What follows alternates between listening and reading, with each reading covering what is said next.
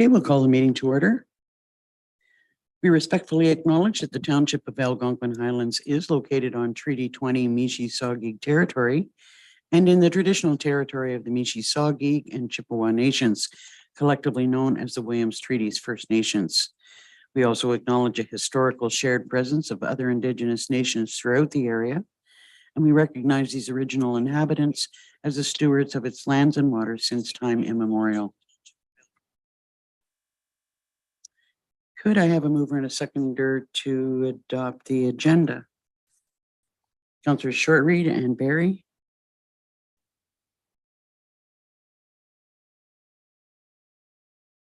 Moved by Councillor Shortreed, second by Councillor Barry. Be it resolved, Council approves the February 2nd, 2023 agenda is circulated.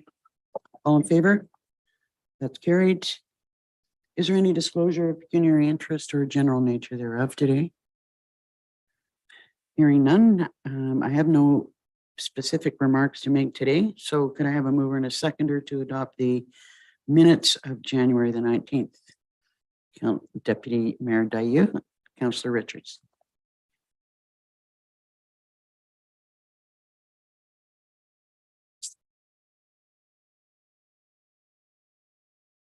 Moved by Deputy Mayor Dayu, second by Councillor Richards. Be it resolved, the January 19th, 2023 regular council meeting minutes be approved as circulated. All in favor? That's carried. So we're now into delegations. If we could invite MPAC in.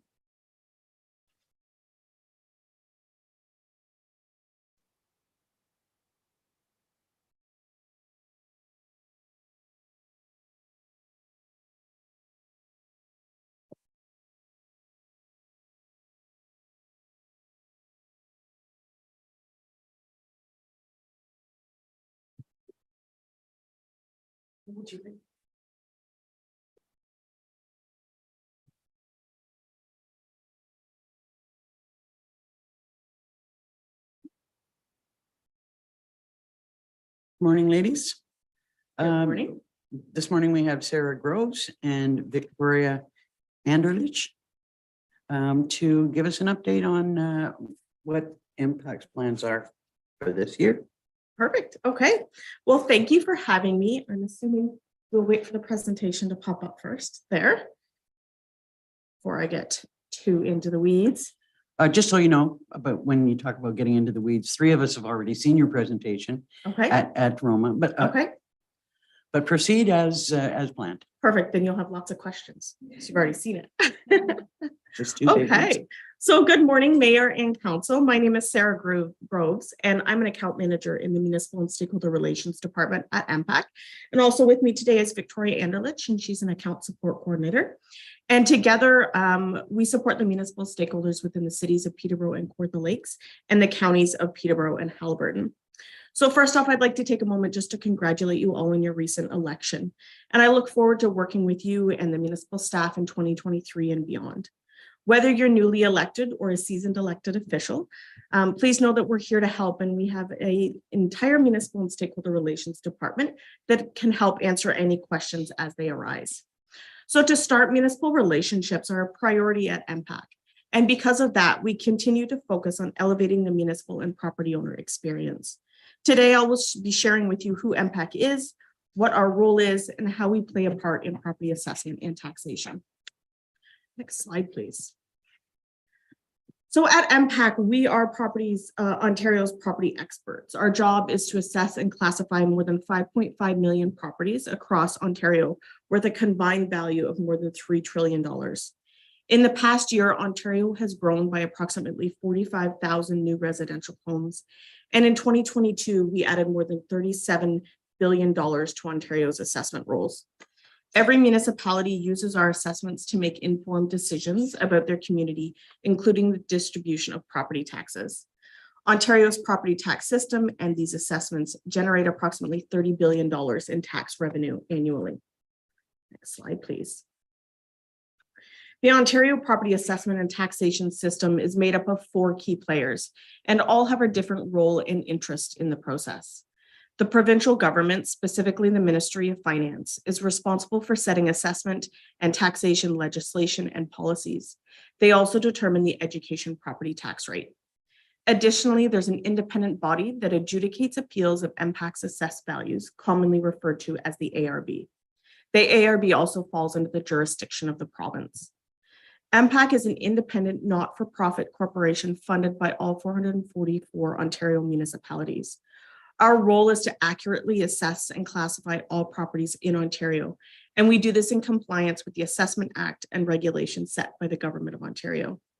We are accountable to the province, municipalities, and property taxpayers of Ontario through a board of directors that is comprised of provincial, municipal, and taxpayer representatives appointed by the Minister of Finance.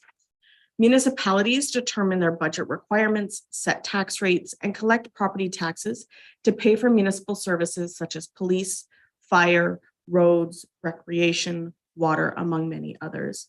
And municipalities use MPAC assessments and established tax rates to distribute their tax requirement to ratepayers. And finally, the property owners who pay the property tax bill and help set market values through ongoing property purchases and sales. Next slide, please. As you can imagine, maintaining Ontario's property database is very important. Property data is continuously updated so that municipal records are accurate when our municipal stakeholders are making important tax decisions. Maintaining Ontario's property database includes inspecting and reassessing new construction, additions, and renovations promptly, responding to property owner inquiries, and working to help them understand their assessments. Supporting municipalities through Municipal Connect, where our municipal stakeholders can obtain assessment-related information, and through ongoing conversations and engagements, and things like working collaboratively on projects that are important to our municipal stakeholders, like digital building permitting. Processing tax applications, land severances, and consolidations, as well as statutory duties such as handling requests for reconsideration and maintaining people data by tracking school support for over 5.5 million properties. Slide. Monitoring the market and assessing newly built and renovated properties are things we do every day to keep our data current. We also periodically update every single property assessment in Ontario based on the same legislated valuation date. We call this an assessment update or a reassessment. The valuation date for the most recent assessment update is January 1st, 2016. And this is when we determined what every single property in Ontario could have reasonably sold for in its current state and condition at a particular point in time. Regular revaluation of properties ensures that assessments stay up to date and similar properties of similar values in the same municipality pay similar taxes. Provincial legislation determines when MPAC can conduct a province-wide assessment update and sets the valuation date for each assessment cycle. Slide, please. The reassessment that was scheduled to occur in 2020 was postponed by the province to provide stability and certainty to Ontarians and to enable municipalities to focus on responding to the challenges posed by the COVID-19 pandemic. As a result, property assessments continue to be based on the legislated valuation date of January 1st, 2016. MPAC is continually maintaining and updating the assessment roll to reflect changes such as new construction and any improvements to properties. For new buildings or structures, MPAC determines a value as of January 1st, 2016 to ensure equity when comparing to existing properties. Next slide, please. Ontario's property tax system is based on everyone paying their portion of what it costs to deliver community services. To do this, all properties are assigned a value at a common valuation date, as noted previously. This is a principle called current value assessment and is the price a property might be reasonably expected to sell for if sold by willing seller to a willing buyer after appropriate time and exposure on an open market. Next slide, please.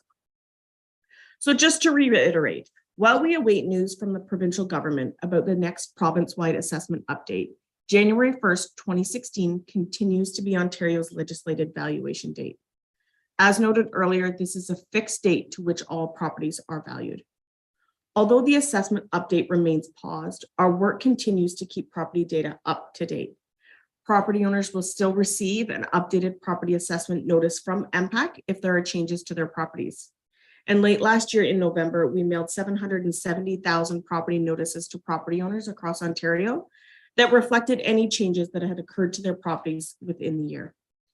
Once the province announces when the next assessment update will take place and what the valuation date will be, we will let you know and can then have those meaningful conversations as we work to finalize values within your community.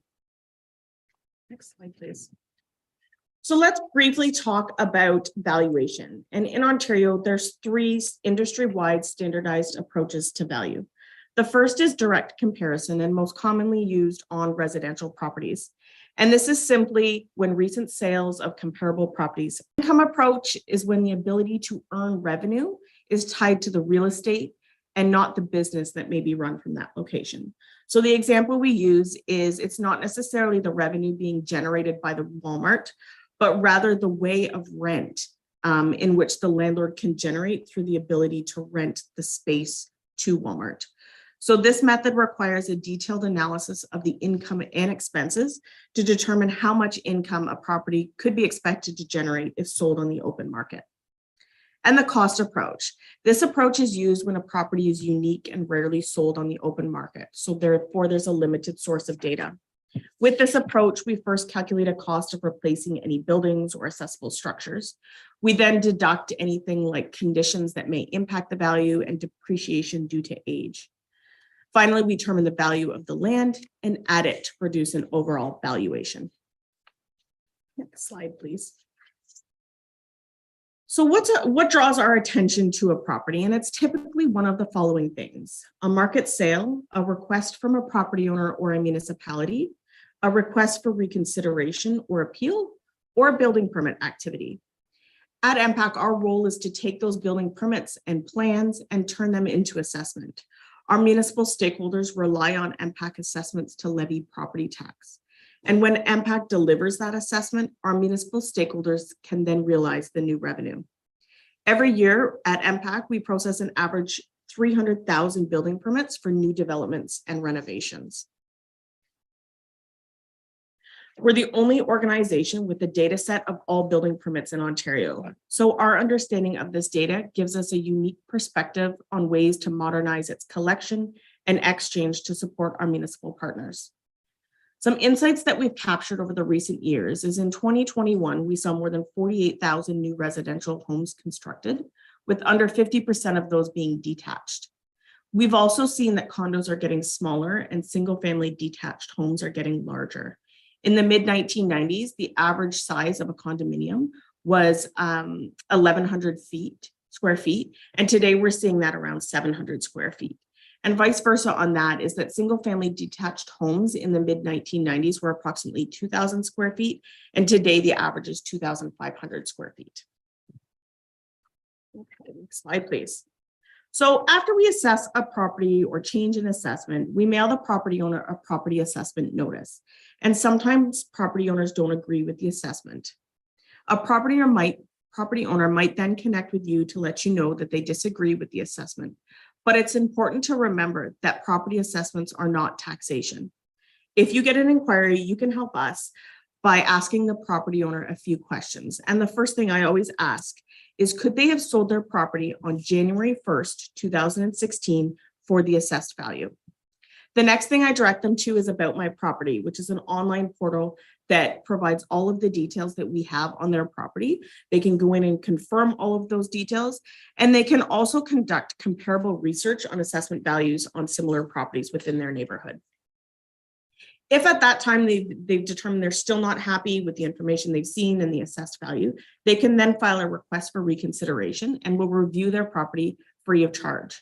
The easiest way to file a request for reconsideration is through aboutmyproperty.ca or directly through the mpac.ca website. Next slide, please. So let's spend a moment to address the relationship between property taxes and assessment. Assessment distribute taxes. They don't determine the taxes paid. So when a province-wide assessment update occurs, the most important factor is not how much the assessed value of a property has changed, but rather how the assessed value has changed relative to the average change in that class within the community. Next slide, please. So in anticipation of the next province-wide reassessment, we have implemented a strategy to address misconceptions about the relationship between assessed value and taxation, including resources for municipalities that will ensure when an announcement is made, we're ready with the support that you need. There's a digital toolkit available on mpact.ca, which can help municipalities, including elected officials, mitigate any misinformation and provide support and resources in order to help educate and inform property owners. In this digital toolkit, you can find a new video. It's called How Your Property Taxes Are Calculated Based on the Assessed Value of Your Home. So I did provide that link, and I highly recommend, on the next slide, it is linked there, but just due to time, I highly recommend that you take a moment and watch it. It's about 3 minutes long, and it really is a good explanation of how property taxes and assessment are related. Okay, so 2 slides. Perfect. So as I wrap up, I want to thank you for having me here today, and I want to stay connected. If not already, make sure you subscribe to In Touch, our monthly municipal e-newsletter, which can be done through mpact.ca. We also have a library of digital resources available. And I want you to be sure to reach out at any time if you have any questions or are looking for any additional resources. So on the last slide is just my contact information and the contact information for my regional manager, Lynn Cunningham, should you have any questions or like to reach out. Thank you. Thank you. I'm sure that we will have some questions. One is probably, have you any notion when the province might give approval to go ahead with a reassessment? Because we're all, and I'm sure you hear it all the time from all the municipalities, feeling like we're way behind the 8 ball, you know, given what's happened with property values over the last few years. Absolutely. Yes, through you. We have no indication on when we're going to receive an update from the Minister of Finance as far as a new valuation date. However, we are regularly updating all properties. We're providing your finance department with regular updates on property values. So as soon as we do receive an announcement, we'll be ready to go with the values based on the valuation date that the Minister of Finance decides on. Questions from council? Deputy Mayor Dayu. Thank you very much. Question regarding your assessment of access to services in rural areas, such as Algonquin Highlands. For example, if there is a road that is plowed by a municipality and somewhere else in the municipality, there is a road that is plowed by a road association. So it's not a municipal service, but the plowing is taking place. Do you see those as different when you're valuing the property? Thank you, through you. We do look at different characteristics, like whether the road is a private road, so owned by the property owners of those cottages or residences on that road, or whether it is municipally maintained road. We do take that into consideration when we are valuing properties. Councillor Berry. You just with the increase of short-term rentals, I just wonder how that has impacted assessment value. I know you talked a little bit about that with like commercial locations, but wonder if that's something that's changing in assessments. Okay, thank you. Through you. We currently don't identify properties that are considered a short-term rental, or these properties more commonly referred to as Airbnbs. Airbnbs or properties of that nature are assessed under the residential tax class, as long as they fall within the characteristics of that. We do take into consideration sales on these properties. If they've made improvements to those properties, we are capturing that assessed value through building permits and inspections. Just a cautionary note, I would wonder about you using the term Airbnb, because that's a corporate name. Mm-hmm. And short-term rentals is a term that would cover all of that kind of. Yes. So yes. Tired of verbo ads. Any other questions? Well, thank you, ladies. I mean, it's obvious that you are not in control of when the new assessment takes place. You appear to be ready to go whenever, you know, there is an announcement. And I guess it's up to us to put pressure on the province if we want some action there. Thank you. Thank you. Could I have a mover and a seconder then to receive this delegation? Councillors Barry and Richards.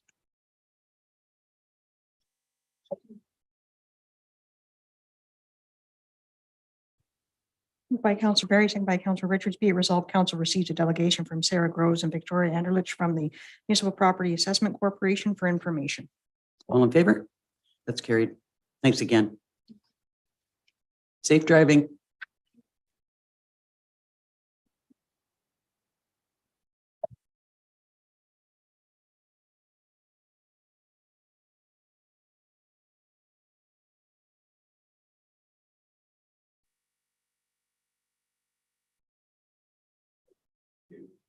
Good morning, everybody. Morning. Just for the public's sake, our next delegation is Paul McInnes, who's here, the chair of the Coalition of Property Owners, who's going to give us an update on the association's activities. Good morning. Good morning. Who's controlling the slides? The lady behind you. Okay, let's go straight to slide 2, please. So I'm going to try and get through 15 years of activities in 15 minutes this morning. So the purpose of this presentation is really just to give you an understanding of what the CHA is and what we've done over the last 15 or so years. So the only thing I'll cover on slide 2 is we have 50-member lake associations, just over 108 lakes, about 17,000 properties on those lakes. And only 8% of our funding for the work we've done comes from our members. The rest comes from funding agencies. So in the early years, next slide, please. When we were, okay, we're on to operating philosophy. We're very strict on this, that everything we do is done with integrity. If we put out a tip sheet on septic tips, it is peer reviewed at least twice by reputable peer reviewers like Trent University, etc. And we believe in treating everybody that we deal with respect. And we also believe in educating before we legislate. Next slide, please. So we're very focused in what we do. We generally only take on one priority at a time. And we do business planning to understand where we stand now, where we want to get to, and what the obstacles are. And then we just start working on those obstacles to get where we want to get to. We don't take on any projects that would be part of the mandate of another organization, such as FOCA or Coalition for Equitable Water Flow, et cetera. So, and we are totally Haliburton County focused. Next slide.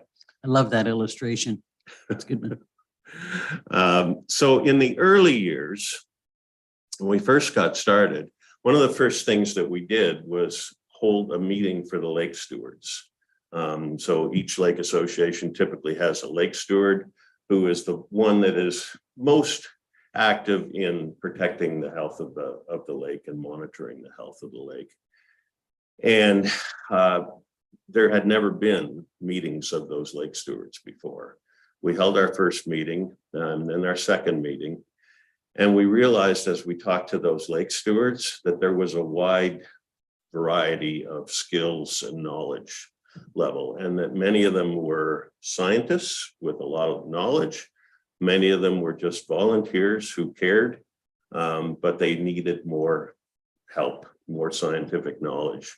So we developed a whole lot of tools for those lake stewards, and every year we conduct an annual training session for those. We also did in partnership with the Stewardship Council, we did a decision makers information series for the municipality on septic systems, shorelines, fish, wetlands, etc. And we started doing ongoing education of property owners. We provide to our 50-member associations newsletter articles every spring and every fall that they then put in in their newsletters.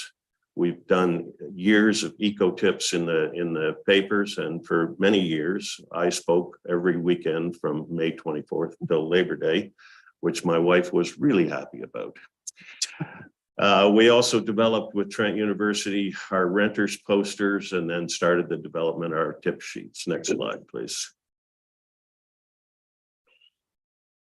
So there's a list of the organizations that we've worked with, kind of a who's who of organizations, very reputable organizations that we've partnered with. We do a lot through collaboration with other organizations.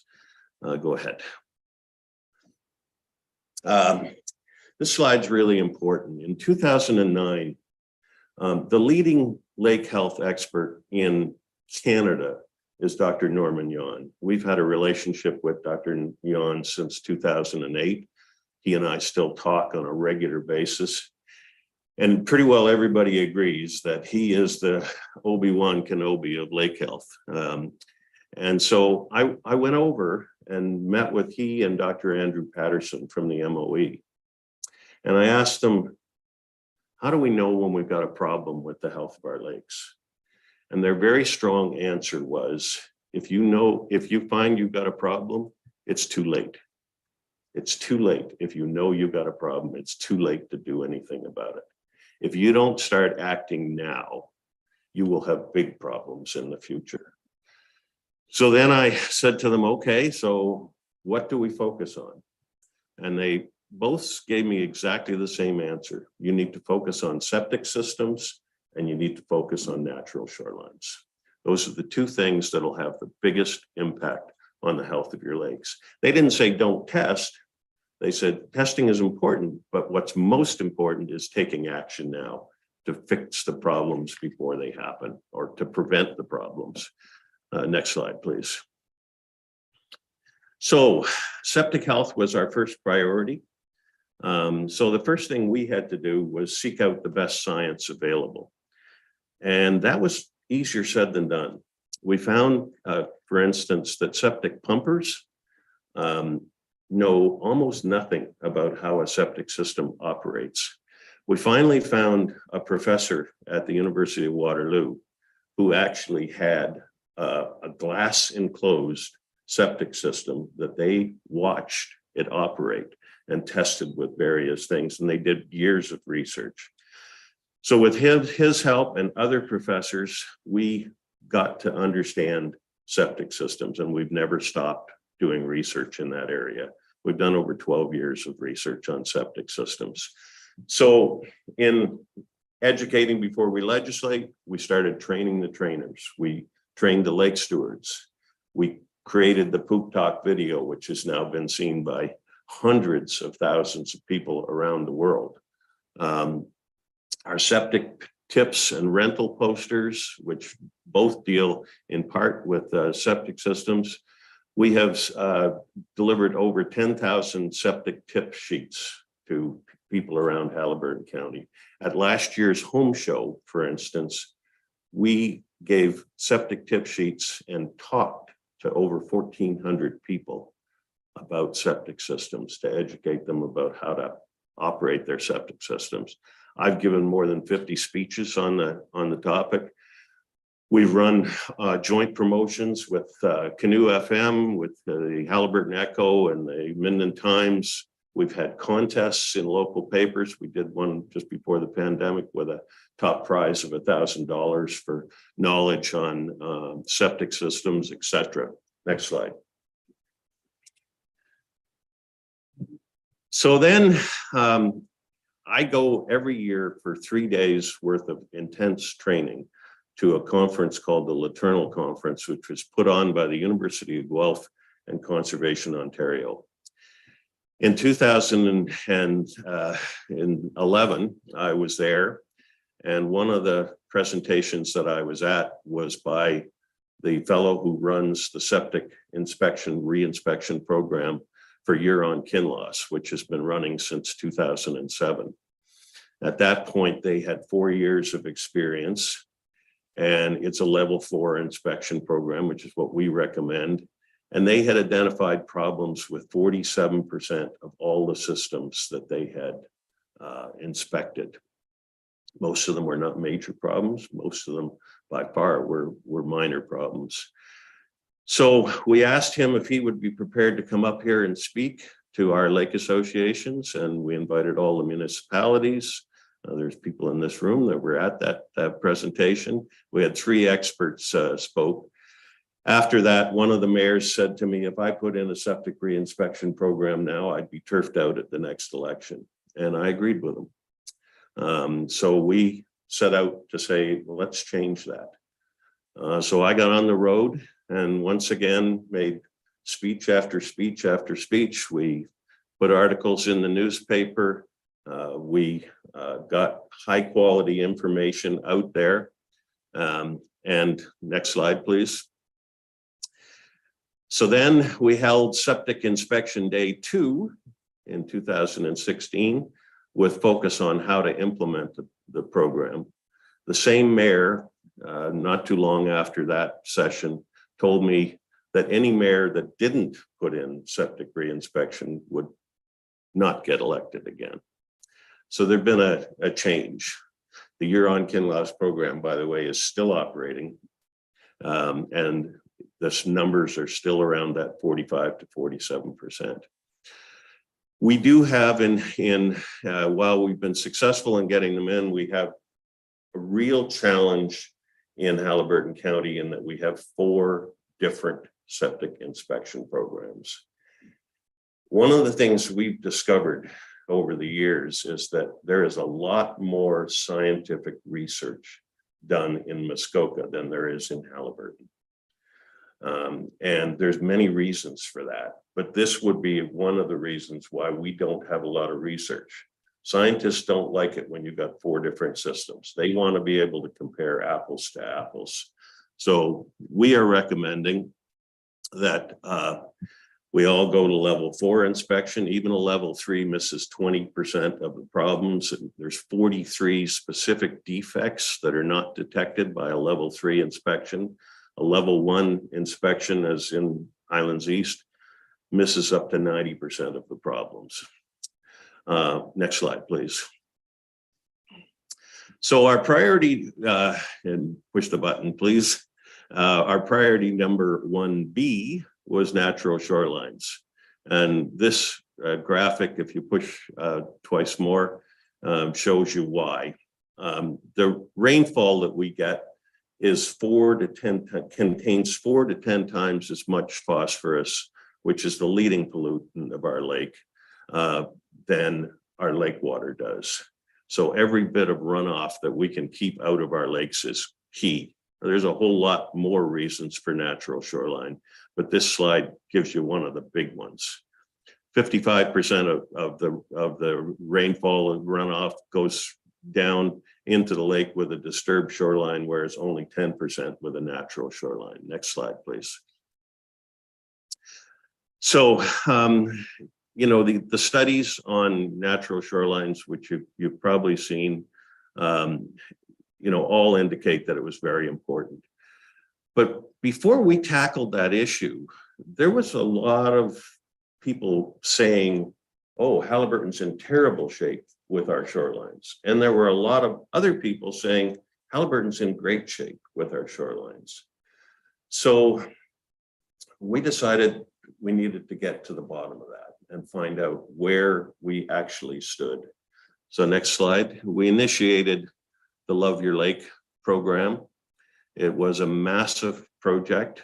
We partnered with Trent University. Trent put on a 10-day course up here every year to train shoreline evaluators, Watersheds Canada and Canadian Wildlife Federation. We put in 12,600 volunteer hours on that project. We surveyed 1,072 kilometers of shoreline. That's the equivalent of Minden to Baltimore, Maryland, and 60 lakes, 13,484 properties. And I'm very proud of this because I'm a little competitive with Muskoka. We did twice as many lots in 4 years with volunteers than Muskoka has done in 8 years. They pay their boat drivers. Our boat drivers were all volunteers. We have a great culture of volunteering. But what we found scared the living daylights out of us. And, you know, on average, less than half of the shoreline was natural, and we need 75%. And only 10% of our lakes met the standard. So, you know, go back to Norman Yon and Andrew Patterson and ask them, what does that mean? And they were very clear. You're headed for problems. May not happen this year, next year, but you're headed for problems. Next slide, please. So once again, educate before you legislate. One of the questions we got during that project was, what is it going to look like if I renaturalize our shoreline? So we got funding, and we committed as part of that project, we would do 12 sample renaturalizations of properties that other people could look at. We did 30. We then created with Barb Elliott from Fleming College, the Ribbon of Life and Beginner's Guide videos, which have been very popular. We distributed for 2 summers in a row Ribbon of Life bags filled with information on the importance of natural shorelines and how to renaturalize. We did tip sheets. We did a media campaign. We had a healthy lake contest. All 4 municipalities put inserts into their tax bills that year on natural shorelines. And then we realized that, you know, people still needed help with renaturalization. So we created videos. We created tip sheets that were our guides that were put on our website for soil type and how to figure it out, slope. And then we did a first ever in North America, we did a plant selection guide, which is fantastic if you get a chance to use it. And we worked with local companies and the Master Gardeners and Watersheds Canada, et cetera. And then we went out and part of my background is in consumer research. We went out and did 100 interviews with random consumers, random property owners in Haliburton County to see why or they would or wouldn't renaturalize. And we determined what the obstacles were. And, you know, number one was motivation. Why should I do that? So we addressed that with information and tip sheets, et cetera. And then the knowledge of how, we've addressed that on our website, who to do it with. We've got a real problem in Haliburton County and Muskoka. There are quite a few landscaping contractors that specialize in shoreline renaturalization. They've gone that way because of actions by the municipalities. We don't have any here, but we have provided guides and there's tools and there are companies available. Next slide. We also were the leading partner behind Be Shore. A lot of questions asked about who is Be Shore. Well, I can tell you now that we were there were hundreds of people involved, but we were the lead. Many people wanted to stay anonymous because of the opponents to shoreline renaturalization being very nasty in the approach that they took. My daughter was attacked, and because they couldn't get to me, and a lot of you had verbal attacks addressed at you. So next slide. What we have found is that we've done a lot of education. We're going to continue doing a lot of education, but education alone is not enough. The destruction continues. There's some scenes, all of these are taken within the last 3 years. We can't reach all the people. You know, not everybody reads the local newspapers or listens to local radio. There's a constant turnover. Andrew Hodgson from Century 21 years ago provided me with the fact that 10% of lakefront properties turn over every year. I don't know what that current number is, but it's still a lot of people. And now a lot of those people are using Toronto real estate companies. And, you know, they don't even come up here before they hire somebody to destroy the shoreline. And so, you know, even the tax bill thing was not enough. Next slide, please. There's shoreline destruction on one lake for 1 year. Next slide, please. This one came in from Salerno Lake. This is the area where the muskies used to nest. And as Rob says in there, for 33 years, he monitored those nests. And after that shoreline destruction, there were no more muskie nests there, no more fish. Next slide. There's been suggestions of a watershed council. We're all for it. But I don't want anybody to think that a watershed council is the complete answer to it. If you look at Muskoka, most of the money in Muskoka on lake health is spent by the Friends of the Muskoka Watershed, which is the group that Norman Yon started. You've also got the Muskoka Lakes Association. Muskoka Watershed Council does great work, but they can't access many funding programs because they're considered part of the municipality. So Trillium, they can't get Trillium funding, et cetera. Individual lake associations, the Muskoka Conservancy has protected 52,000 feet of shoreline. Climate Action Muskoka. Next slide, please.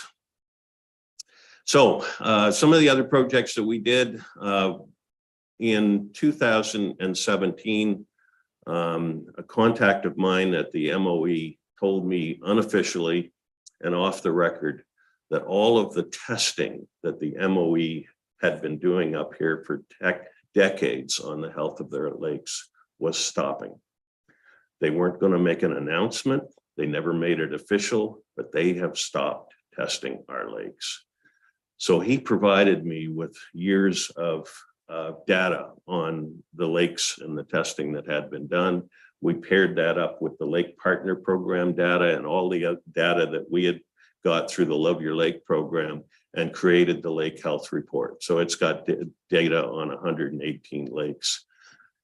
8,000 people bought copies of that Lake Health Report, and it's got a lot of information in there about the importance of shorelines. And we supported it with a major advertising campaign.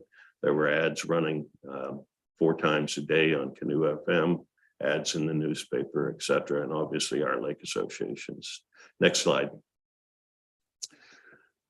There's some of our tip sheets. As I mentioned, non-pandemic times, one of the things we do is have a booth at the home show. Last year, as I mentioned, 1,400 people picked up and we talked to them about septic tips. Just under 1,000 people picked up our rental posters for, in many cases, not just for people that they were renting, but for people that were having company up. And over 800 people picked up our shoreline renaturalization guide. Next slide.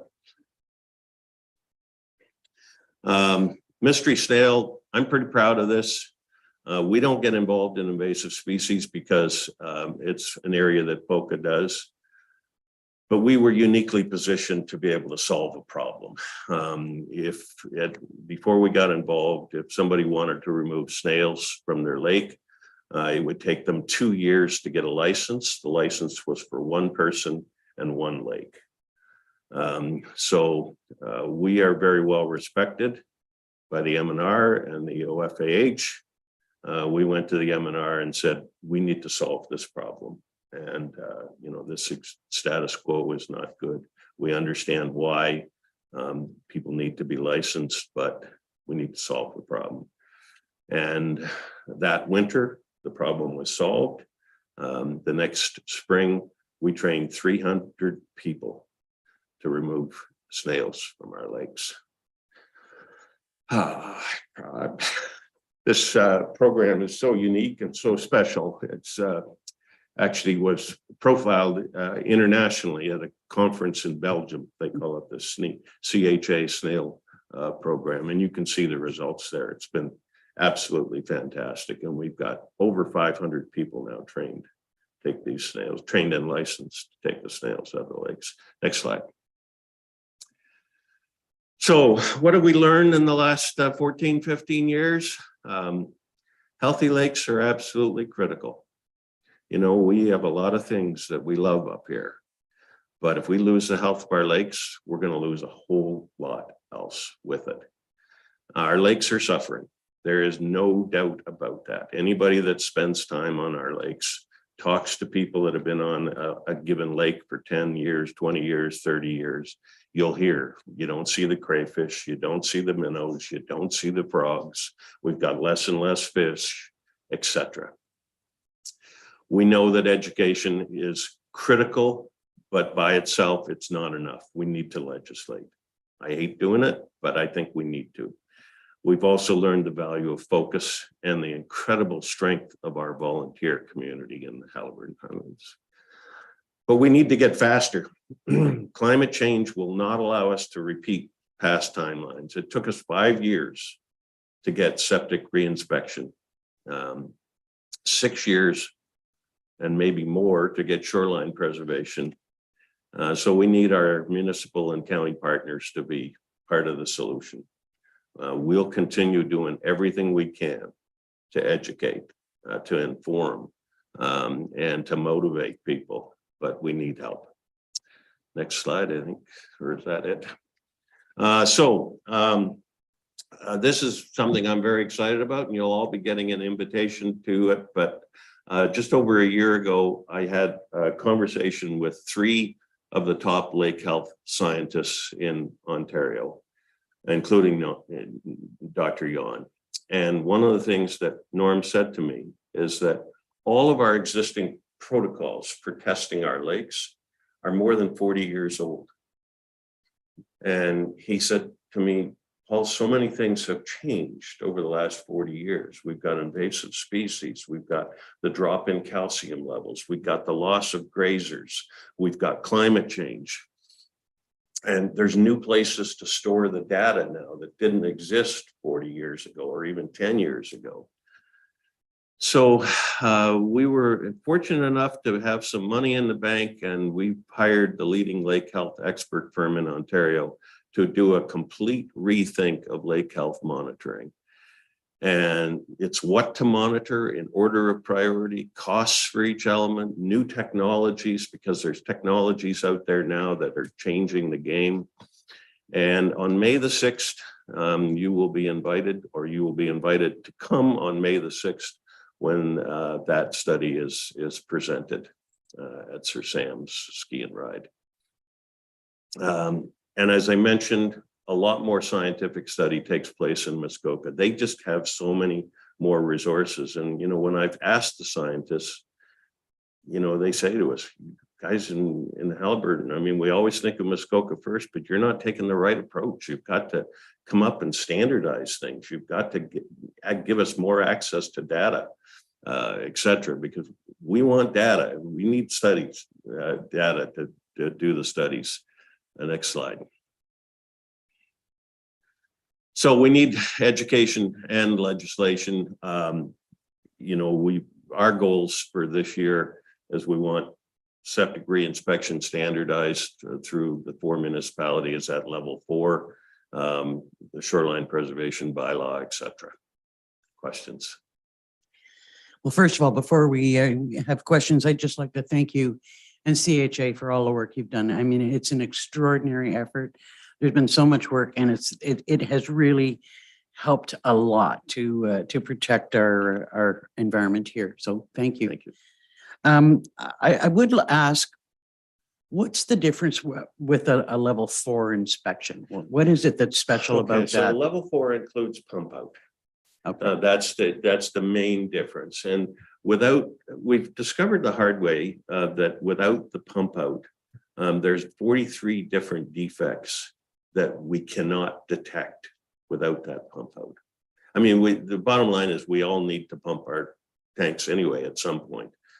So, you know, like places like Huron-Kinloss, it's scheduled at the same time. They do the pump out and the inspection, and they can still do nine properties a day with one inspector. So it'd be always do the pump out when the inspector is there, so they can look at it both before and after. Before and after. Okay. Yeah. I just so that you know, I believe that we're very much committed to continuing with our septic inspection program. We are taking this year to finish off some of the outstanding work that is left from our last program and to look at how we're going to go forward starting next year. So we're definitely committed. Obviously, you're aware that there's a challenge getting all 4 municipalities to do the same thing. We're well aware of that. And, you know, and we lose something in the translation there, you know, big time. So, you know, that's a goal that I would think that, you know, I'm glad that you're going to be going to all 4 municipalities. I was going to ask if you were going to the county as well, but I suspect you don't need to if you've gone to all 4 municipalities. Yeah, I'm open to that, you know. So I would ask if there are questions.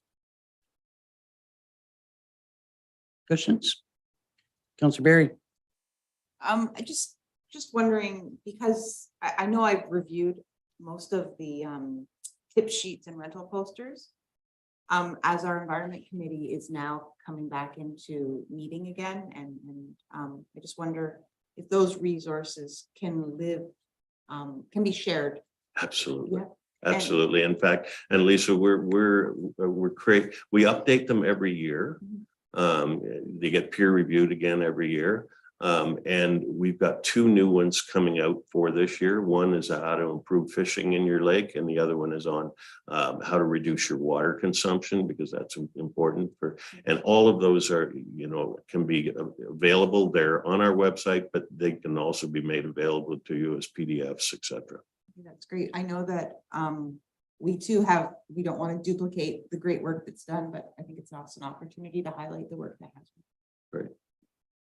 Any other questions? Deputy Mayor Dayou. I only have one question, and really it's because I do follow CHA's work and I'm so thoroughly appreciative of what you do. So do not take my lack of questions to be a lack of interest. It's quite the opposite. I've been able to satisfy a lot of my own questions. Your May 6th event, are you going to be inviting representatives from Muskoka as well to see how much we can start to work together? Yeah, so great question, Jen. And we've got reps from Muskoka that are on our list to invite. We're also, I spoke yesterday to the head of the North Kawartha Lakes Association, and they're going to bring a small group of people as well. Councillor Barry. I don't know if you know the answer to this, but just a curious question. If there's been, you know, a lot of work done at a lower lake in our flow through system, but less work done on a higher elevated lake, can all of the work that's been done below flow through? Like if you have a lake that's higher polluted or sort of heading in that direction, can that impact keep going down? Like there's been some talk about lakes that. Yeah, so there's a small impact because our water does flow from one lake to the other. So if the water is highly, you know, concentrated with phosphorus and it flows into the next lake, some of that phosphorus flows with it. If it's low concentration of phosphorus, obviously the water that passes on will be lower in phosphorus. Increasingly, our problem is the phosphorus that's in the sediment at the bottom of the lake that's been building up for 40 or 50 years. Because as our oxygen, that phosphorus used to just stay there. But now our oxygen levels are dropping in our lakes quite dramatically. And when the oxygen gets to a certain point, the phosphorus in the sediment releases. And the only algae that can go down and get that are blue-green. The rest of them can't. So they steal up all that phosphorus that's released from the sediment and create blooms. Any other questions for Paul? Could I then have a mover and a seconder to receive the presentation? Deputy Mayor Dayou, Councillor Richards. Thank you. Thank you, Paul. Moved by Deputy Mayor Dayou, second by Councillor Richards. Be it resolved, Council received a delegation from Paul McGinnis, Chair of the Coalition of Property Owners Association, for information. All in favor? That's carried. So we will get through this next delegation and then have a break. Pardon me? No. It's not on the agenda.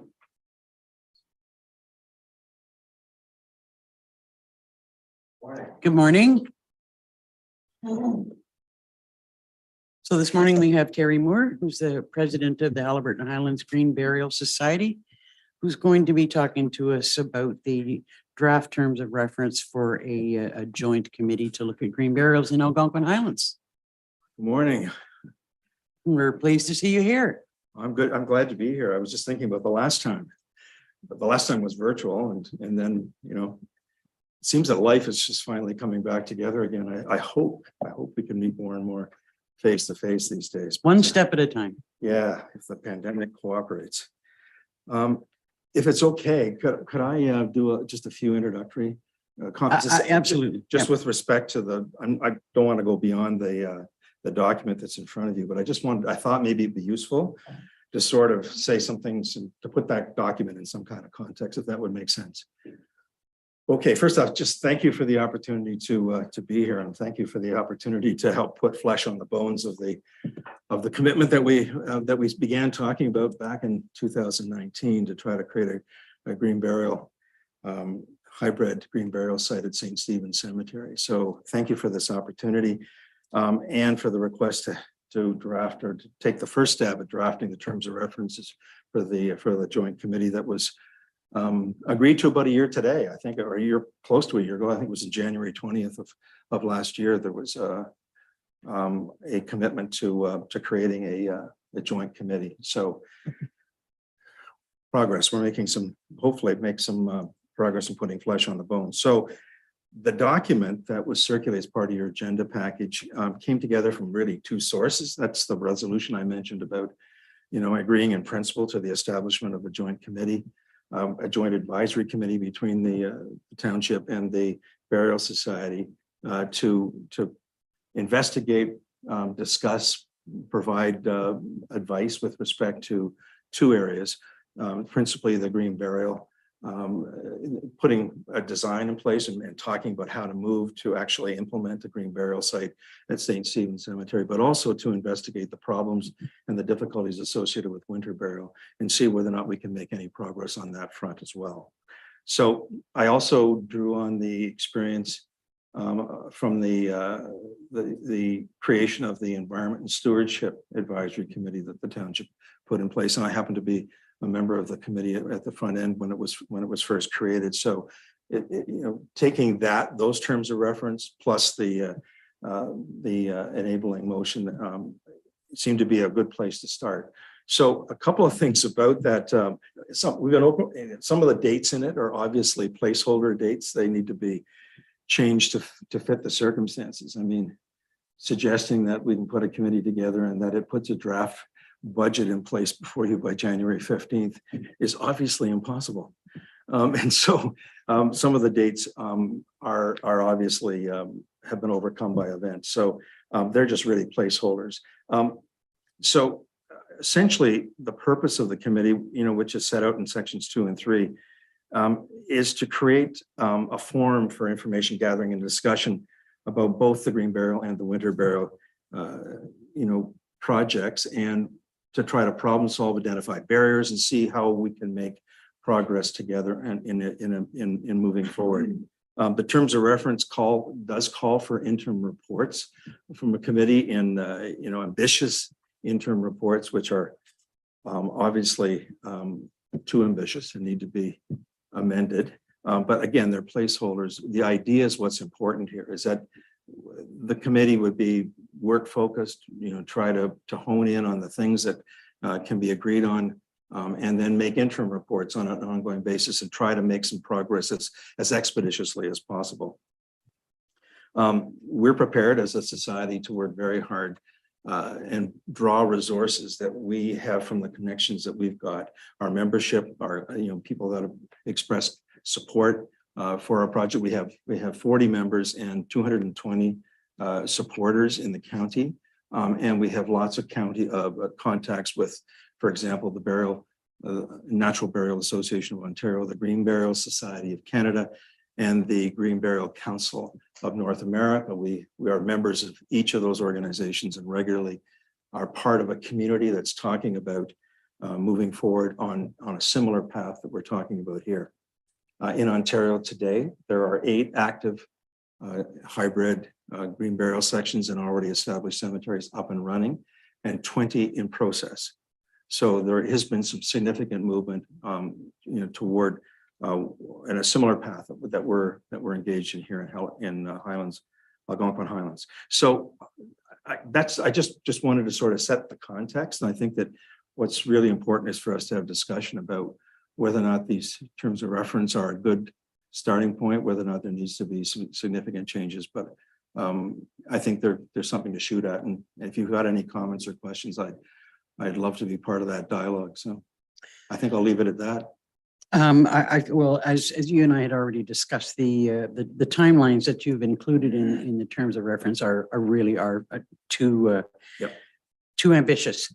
Given that even the timing to get the committee firmly and officially in place. And I'm not sure that in terms of reference, that a terms of reference is the appropriate place to set timelines. I think it's probably, fair to say that, interim reports and recommendations, the committee will be making interim reports and recommendations to council without setting a specific date. And I mean, then we're kind of setting ourselves up for failure in a way. As far as the details of the terms of reference, there may be questions from council about the details.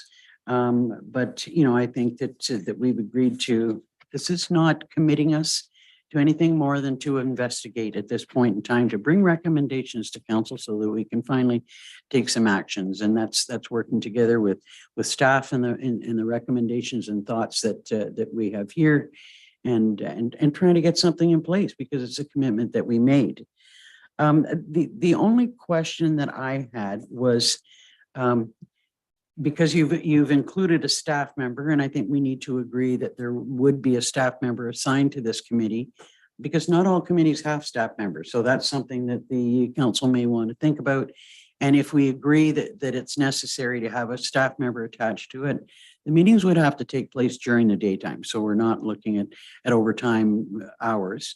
I'm a little bit, I've got some mixed feelings about the staff person, because in one way I see that we need an administrative aspect to this, but on the other side of things, we need the knowledge and technology that the Public Works can bring.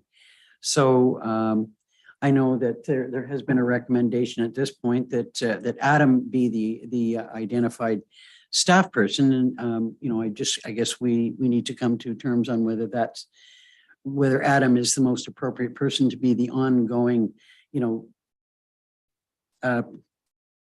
person to contact, or someone who's there for information, for working together, and obviously the knowledge that you've got is far beyond ours. So I'd look for questions, comments about the terms of reference. I did provide Terry with a sample of one of our sets of terms of reference, so it's very similar in nature to what we've got for other committees. Questions or comments, thoughts? Councilor Berry.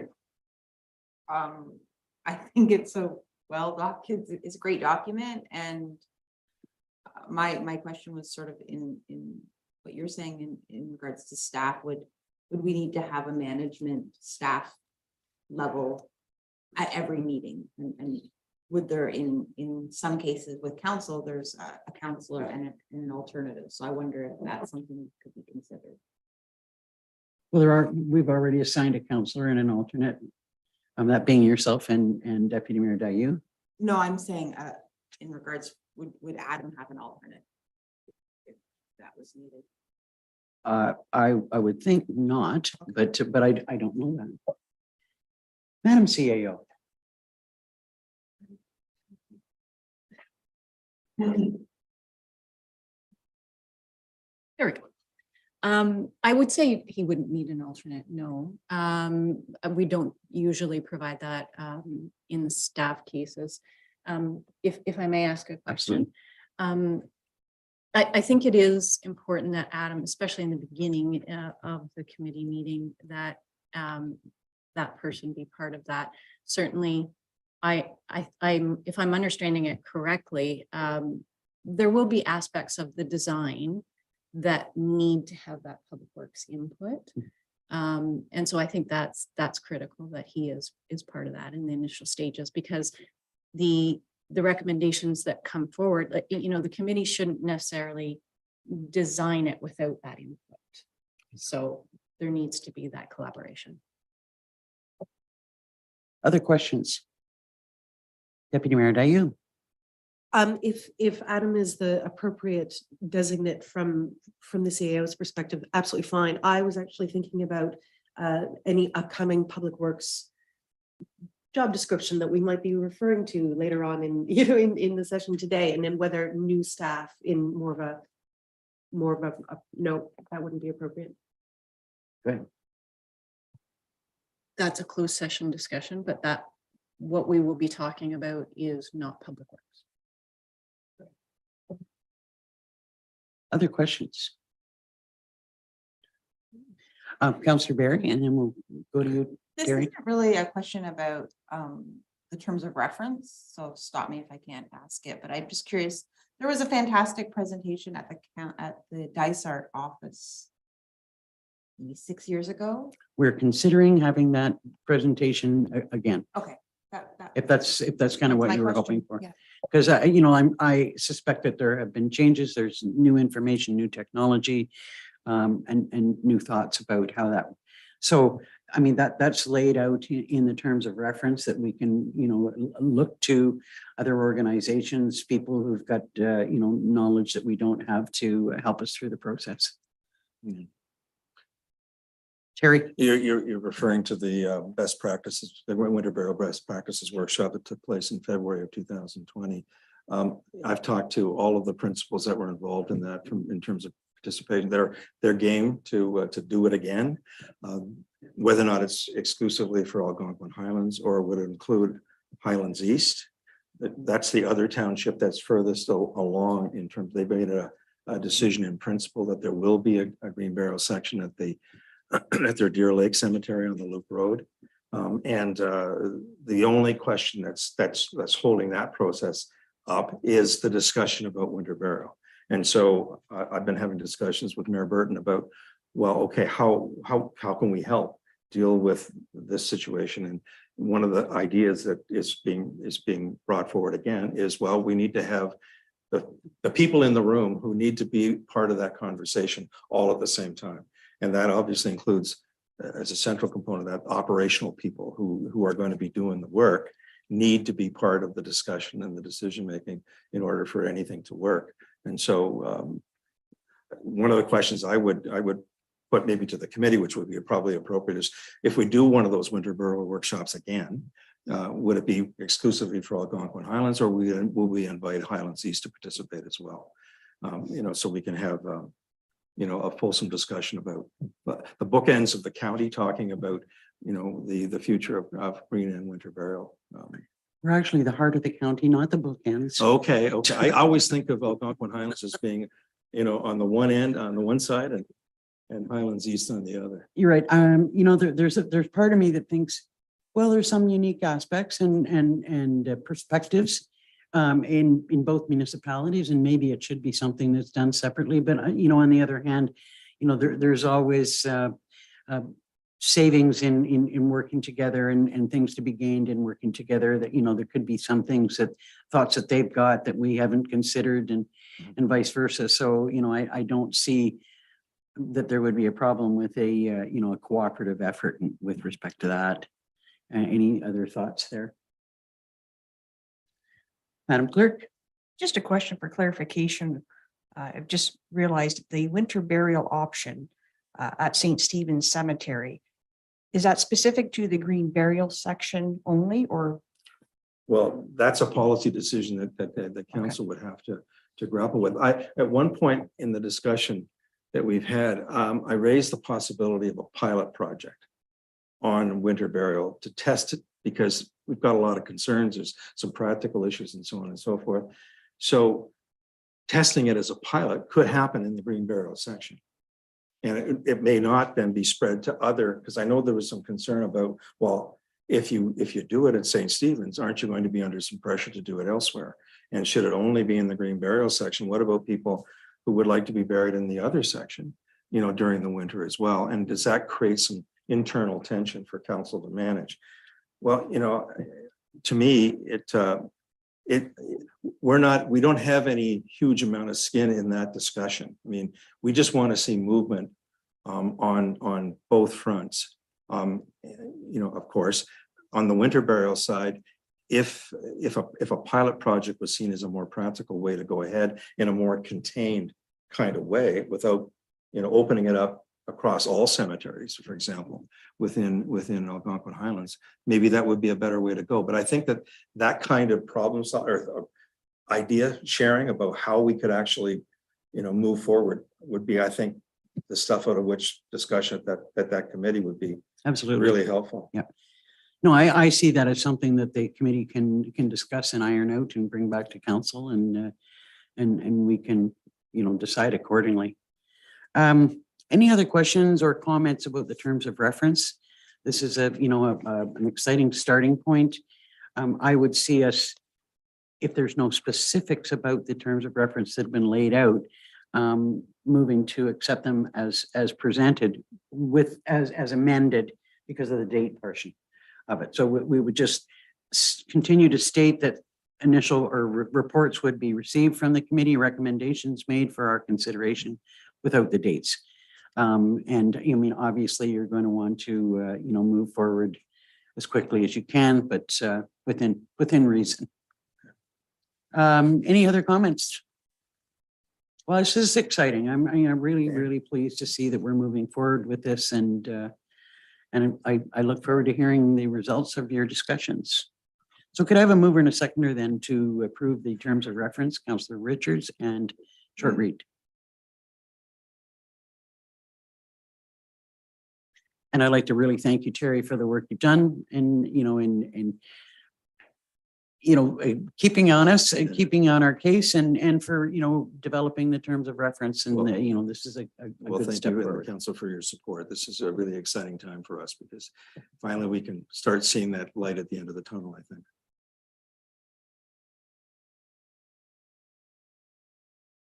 Moved by Councillor Richards, seconded by Councillor Short Reed. Be it resolved, council received a delegation from Terry Moore, President, Halliburton Highlands Green Burial Society, regarding the draft terms of reference for a joint Green Burial Committee. The council approves the terms of reference as amended. All in favor? That's carried. Thank you, sir. Thank you. Thank you. So have a good day. And you. So we will now take a break until 10:30.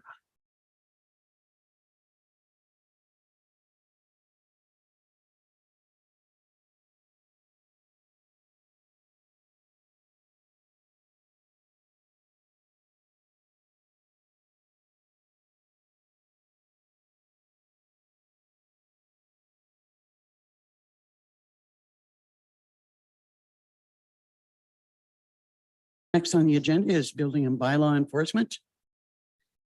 Welcome, Mr. Moore. This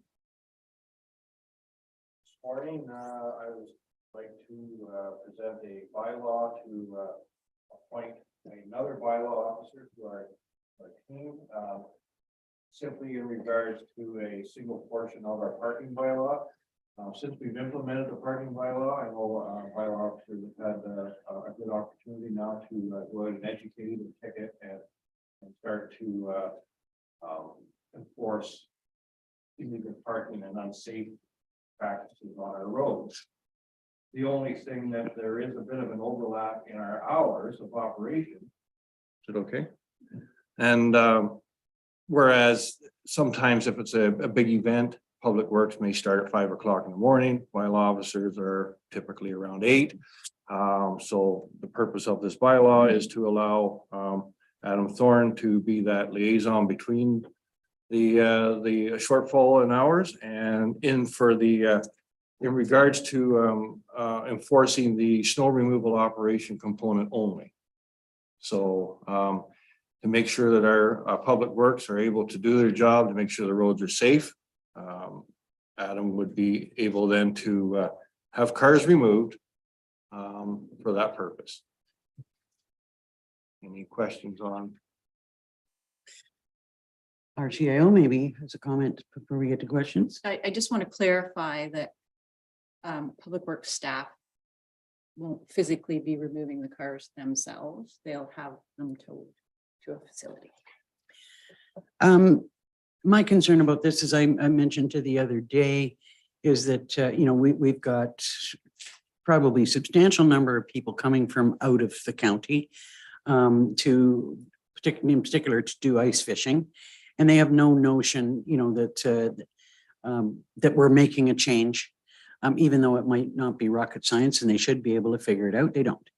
We do have some areas that are high use areas that I'm just kind of wondering if we shouldn't be considering, putting up signage or somehow notices to start that this is a tow zone, during snow plowing season. And I know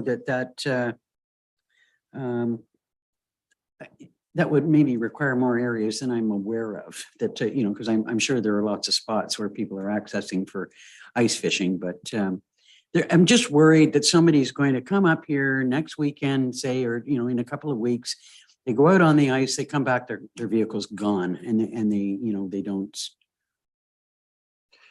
Yes. and- know what to do. Yes, and if I may, Madam Mayor, is that the Highway Traffic Act does talk to snow removal operations and not allowing vehicles to be parked. So that's Ontario wide. So most people would have a bit of a common sense approach to, I'm not going to park my car on the shoulder of any highway anywhere if there's going to be a big event, because chances are I could be plowed under. So, I mean, that's all we've done with our parking bylaw is to cite that portion of the act that says that kind of reinforces that we need our operations to be able to have a clear area to do their job.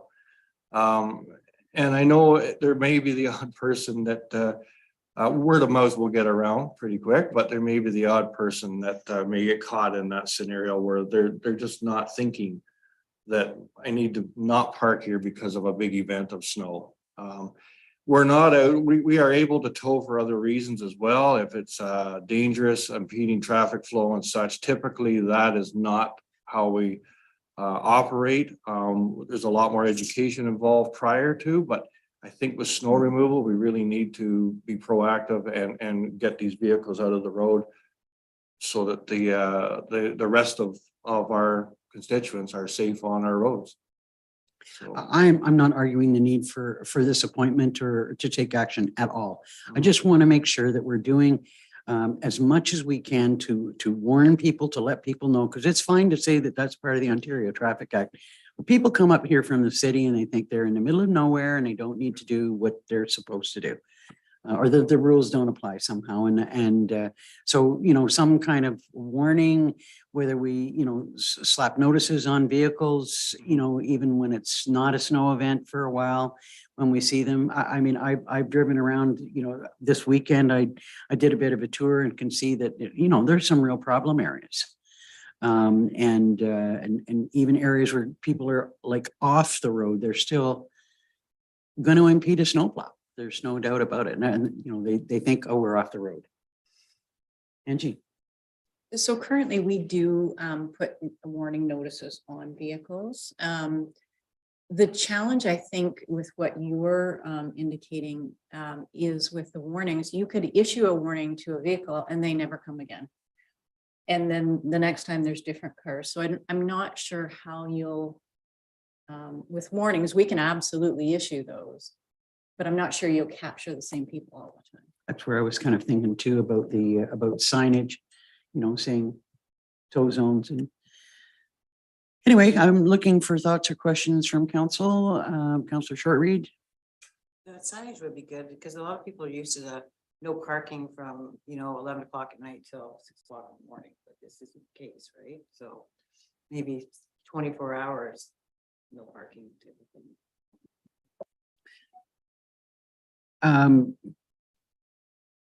I think we'll allow Adam to make a comment if he's got something to say to that.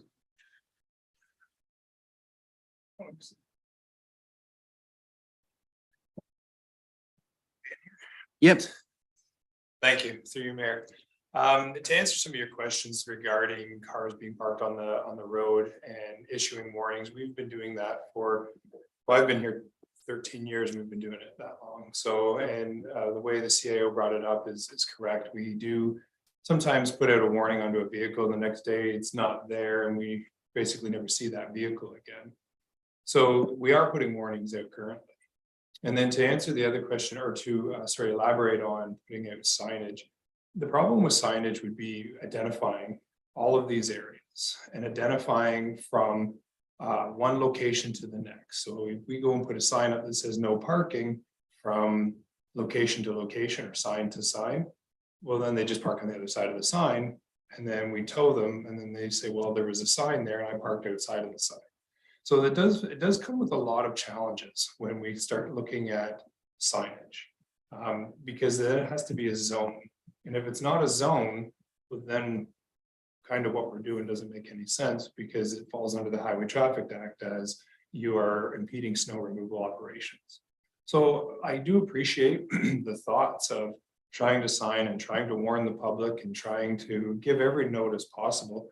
And I promise you, it's not our intent to run out today and start towing cars because that's not what we want to do. This is just more to get them off the roads though, so that we can clear our roads, as Greg has mentioned. So I just wanted to add that in there, that there was a bit of conversation about signage and going back, and I was hoping that I could clarify that. Councillor Richards. Are there any specific areas that are more prevalently being a problem versus, I'm sure it's throughout the whole township, but are there any areas that are really high that it's a problem? Yeah, yes, there is. There's quite a few areas, more than I can count on two hands. And it is getting, for some reason this year, a lot worse than years past, it seems like. But yes, there are quite a few areas where it's really common. And in most times we go down and we speak to them, and some are really good to move off the road. Others are not so kind. But it's all over the place. This year especially, it has been everywhere, every road, and it seems new spots are popping up. They had to wait so long to go ice fishing that they're all just keen. Right. And I don't want anyone to ever think that we don't want people to come and go ice fishing. Right. It's just we have to be cognizant of the safety concerns for the other traveling public on our roads. Councillor Barry. I do think that it was great to see it's not a signage, but it's still public education that was on Facebook this week. And I think maybe having those kind of messages just reoccurring, maybe more frequently, is not a bad idea. Any other comment or question? Okay, could I have a mover and a seconder to approve this recommendation? Deputy Mayor Dayu, Councillor Shortreed.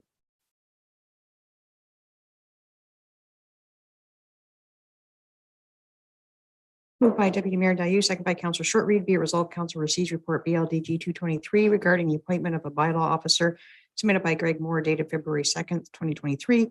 And the council concurs with the recommendation made in the said report and directs a bylaw be brought forward to appoint Adam Thorne as a bylaw officer for the purpose of enforcing parking bylaw 2022-76, Article 7.2 regarding winter maintenance vehicle removal within the township. All in favor? That's carried. Thank you, gentlemen. Thank you. I know that there'll be some members of the public who'll be very happy to see this. Okay, next up is Parks, Recreation and Trails.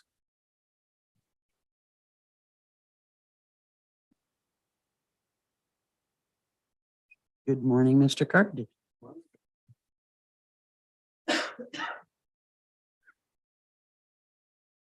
So you're going to talk to us about parking area for the snowmobile clubs. That's right. So Councillor Richards received a letter from the Haliburton County Snowmobile Association requesting some snowmobile staging area.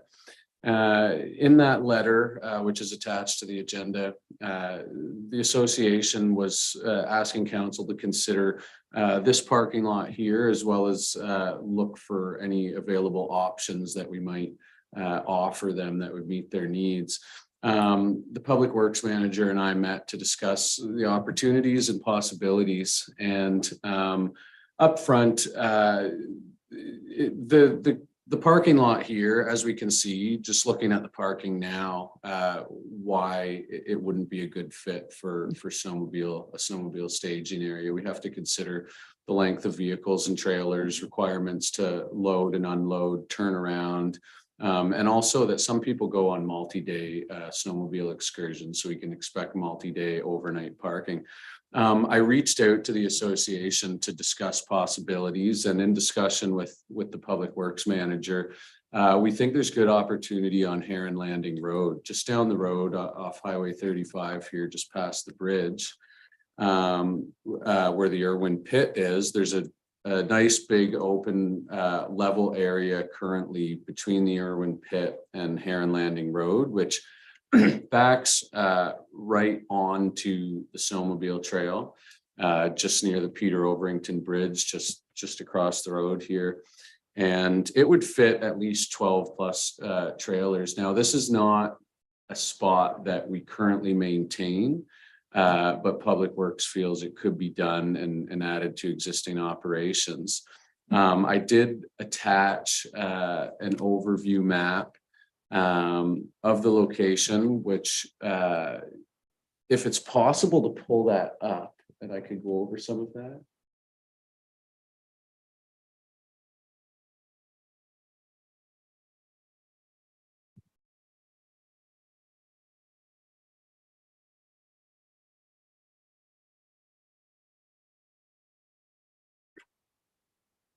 They had, just as a question while we're waiting for that, they actually specified that they wanted to use this parking lot here as opposed to I thought they were talking about, where the farmer's market is. No, they did specify here, and I spoke to them about that and explained why it wouldn't be a good fit. Knowing that next door at where the farmer's market exists may also be a potential, Adam and I did review that, and similar to here, there's just not the space. With the multiple uses, rentals of the hall, programming in the hall, the rink, which is a very popular location, all of the Public Works vehicles, trails vehicles, and all of the staff vehicles parked there, and then plow trucks and equipment coming in and out. The space isn't there either. But one thing I would like to highlight is that, and I've shown this on the maps with the area relative to kind of an overview of the residents within that area, is this is going to add traffic to a dead end road that would otherwise not have that traffic happening on it. So I'm just pausing here as we've just got this up. And How many residences are on that? so I'll start with this map, and then we'll get to the next one, which shows the private lots. The red line on the right-hand side of the map is the snowmobile trail. The black arrows pointing to the general location of that lot, and the hashed area is the Irwin Pit. If you scroll down to this map here, this shows the private lots on the other side of the road from where this is. So there's 11.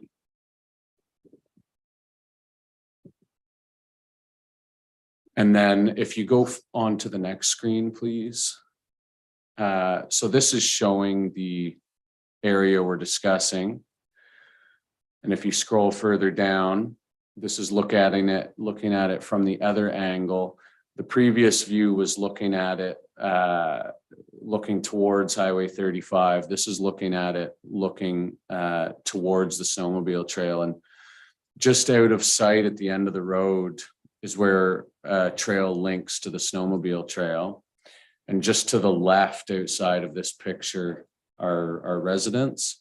And the next photo here on the left in this photo, this is looking back towards Highway 35 is the area we're discussing. And on the right is an example of the proximity of the residents up and down the road. We feel that this could be added to plowing operations this year, approximately $2,000 of plowing operations. And if we were to make it happen this year, I'd put up some directional signage, both for parking and access to the trail as well.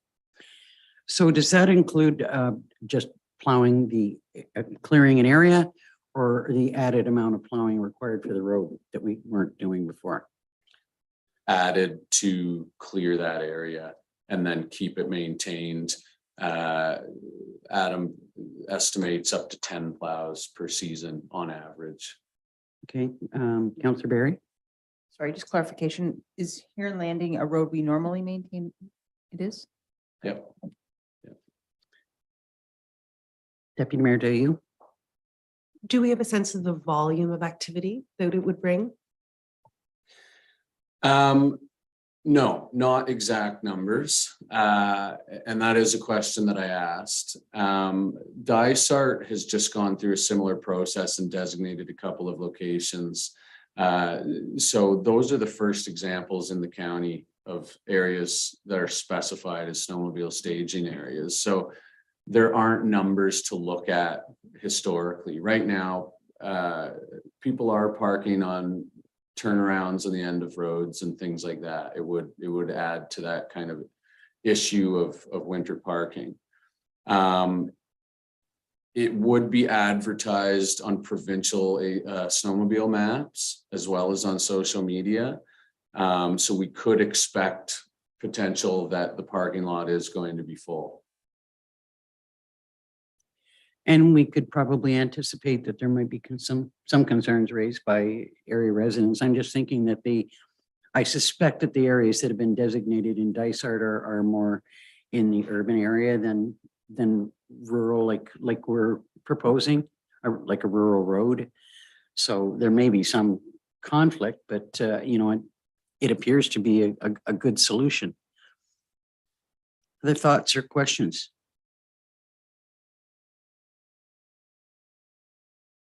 Councilor Barry? Unfortunately, we couldn't offer a shuttle service to the ice fishing. No. No shuttle service. Okay, Deputy Mayor, do you?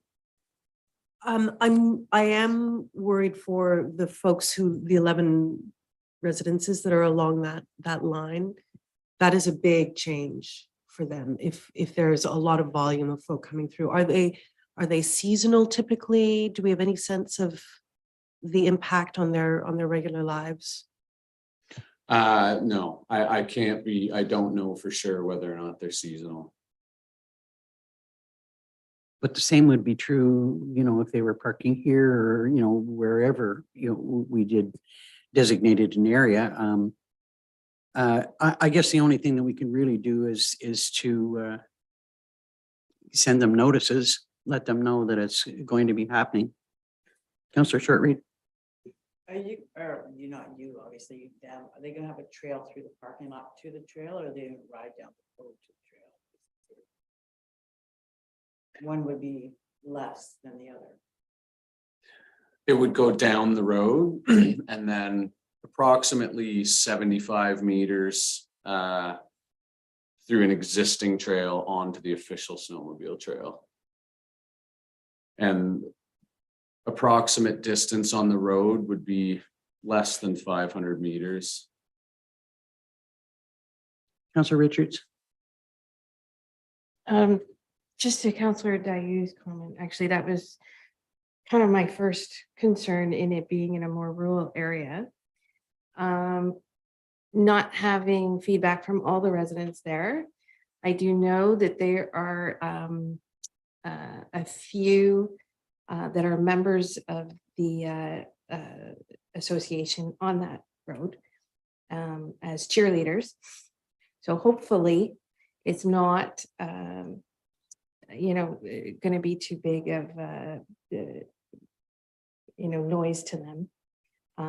And maybe they can talk to their neighbors. And the other thing too is it's not expected that it's going to be heavily used, especially this year, being that we're already into the season. And for them to put it out there, it may not be used that much this year at this point because people don't know about it.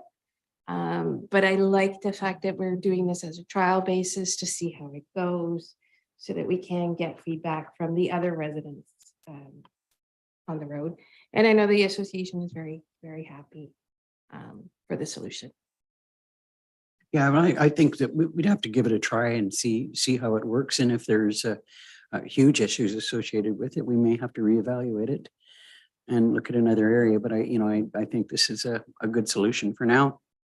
Councillor Berry, did you have your hand up? Any other questions or comments? Mr. Card. So based on council feedback, does council want to send out a notice to the residents along the road, move forward with this? I could put on the notice contact information. And then if there's issues arising, we would evaluate those at the time of, and if something would need to come back to council in the future. Yeah, I wouldn't see us doing anything until the end of the season, see how it goes. That's just my thought. Angie? That was going to be my question is council wanting this implemented for this year? Or do we want to provide the notice and then implement it for our next snowmobiling season? Because I don't know that there'll be enough time to provide the notice and then start the plowing, depending on how long we give it. I sort of think it was a good idea to try and start this year and see how it goes. Send the notices out. I mean, we don't have to, they can be done at the same time, just so that no one can say you didn't tell us this was going to happen. They're at least aware of why there's all of a sudden more traffic there. Obviously, if there's some of the members there living on the road, they're going to know for the most part anyway. I think we should send the notices but I also think that I'd like to see it start this year. But thoughts? Deputy Mayor Dayu? I would agree with that. I think I would also feel more comfortable if we were to put a timeline for the trial into the resolution so that people know that this is coming back at a certain stage. And if they have feedback, they are reassured it's coming back to council, and they're reassured that there's a moment that they can provide that feedback. So what kind of timeline are you thinking? To me, you're not going to get a full response or be able to gauge the level of success until you've had a full season. So, I mean, I would almost think it would have to go, like, even if we started this year, that, we would evaluate it completely at the end of the next season. But that's just me. Councillor Berry? I think that the public education could be a component, could be that, I think it's timely that Family Day weekend is coming up. And that maybe that would be sort of a bit of a starting point of when it could maybe be accessed, which isn't too far away. Mhm. And that feedback will be collected at the renewal time next year or something like that. Thoughts from other members?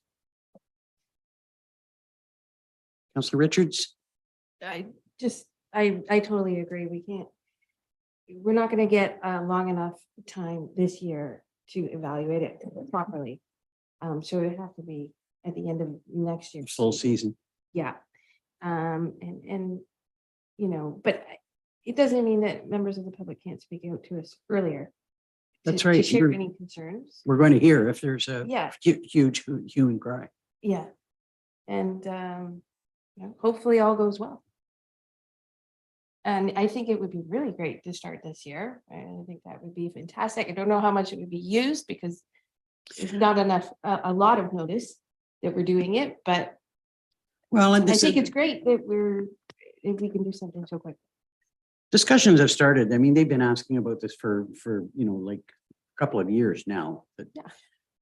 we're thinking about doing this and, so they're starting to be requests. So I'm kind of glad that they've got the letter of request in. Councillor Barry. It is at a pit, correct? Yeah, So there is noise, those types of, not in the winter though. not in the winter time, but No, I wouldn't think living- normally there's a lot of noise in the winter time. Is there? Well, that's where what you're saying. There you go. And clarification, not in the pit. Beside of it. But traffic into the pit's on the same road. Okay, hearing no more questions, could I have a mover and a seconder there to move forward with this? Before we'll hear from the clerk first. Thank you. Just clarification, does council wish to put in the trial period to the end of the 2024 season or just leave it as trial period? Based on feedback. I think we kind of agreed to be at the end of the 2024 season. Yeah, that would be good.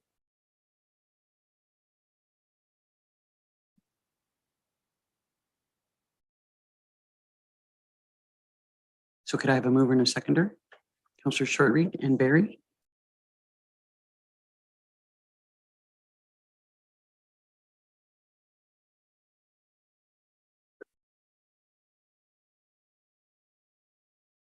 Moved by Councillor Shortreed, second by Councillor Barry, be it resolved, council receives report PRT 123 regarding snowmobile staging area, Haliburton County Snowmobile Association request submitted by Chris Card and dated February 2nd, 2023, and that council directs staff to develop a trial snowmobile staging location at 1020 Heron Landing Road to the end of the 2024 season as outlined in the report, and that council directs notice be provided to the neighboring property owners.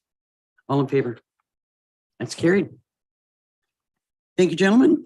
Thank you. Next on the agenda is environmental business.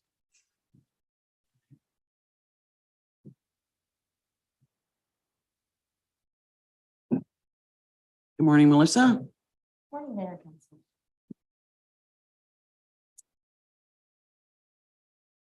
So you've got some things for us to think about today. Yes, so today we're looking at our household hazardous waste events. And some options on the table for those.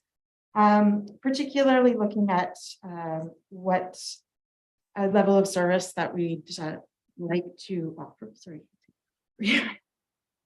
and whether council would like to consider opting out of providing collection for designated materials. So as I've indicated, the Regulation 449/21 has come into full effect, and that's the hazardous and special products regulation. And now that falls under full producer responsibility for the designated materials as outlined in the report there. So at this time, producers are responsible for collection and processing of those materials, all the end of life sort of activities that go on there. But we have, the township has been providing those services, for quite a number of years at our events.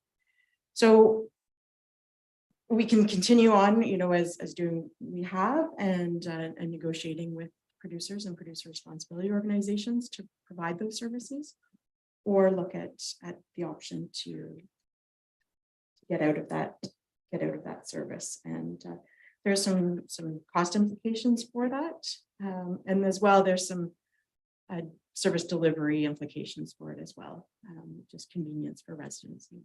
So that, if we do want to carry on to provide those, we can look at, continuing on negotiations with those organizations as far as looking at funding. It's a bit of a challenging negotiation because, they have their funds, we have our costs, and I think with all negotiations, coming to a compromise sometimes is Challenging. So, there's always a little bit of give and take there. And I guess in the end, it's where, where you want to sort of draw the line as far as those go. And continuing on, if we do want to provide those services, then we need to look at what we do want to provide, how many events we like to have and dates and all those good things. Well, let's deal with the first issue about whether we want to continue as we are while negotiating the deal or ceasing operations, or what's council's thoughts? Councilor Barry. I feel strongly in continuing the service, continuing negotiations, and I wonder, is there any sort of advocacy work that we could do higher up? Like if we're doing all that we can at the municipal level, like is there any funding opportunities from the province? I don't know. If I may. Absolutely. So advocacy, definitely. So this is in the portfolio of AMO. They certainly have been working, and I certainly encourage anyone who has the ear of anyone in the province, to reiterate to them that this is producer responsibility. But municipalities really are, especially in smaller rural areas, are really being left holding the bag, so to speak, because there aren't a lot of other options.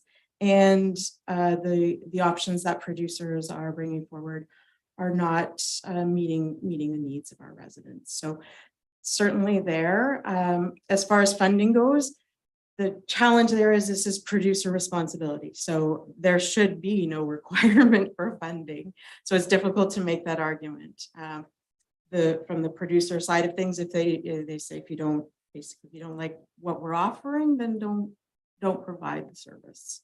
And that's where we are with this discussion, is that I do think this has been, as you say, a big ticket item with AMO, and that they've been working on it. And I suspect, that there's probably very little that we could do at this level to have any impact. Other thoughts about the direction that we should take? Deputy Mayor Dayu, then Councillor Shortreed. I agree with Councillor Barry. I think we really have to continue on. I think if we start reducing these services, we're going to find these materials in our own landfills, no question, and we just can't afford that to happen. Councillor Shortreed. Took the words out of my mouth. There you go. Right? I think we all feel strongly the same, that it's going to end up in the landfill, which we don't want. I think we're pretty much in agreement with that. That would have been my recommendation as well. So the other decision that we need to make is how many opportunities we offer for hazardous waste events in Algonquin Highlands. I personally would support item 1B, and that is an event in each one of our communities, and while still kind of keeping the cost at $1 as opposed to going to 4 events. I think when you look at the number of events that are available across the county as a whole, that, if we offer one in each one of our communities, despite the fact that I think I had a note about how much it cost in Oxtongue Lake, $274 a vehicle to offer that there. But still, I think in fairness that we want to be able to give everybody an opportunity. Councillor Shortreed, then Councillor Barry. So we used to have 2 in each summer.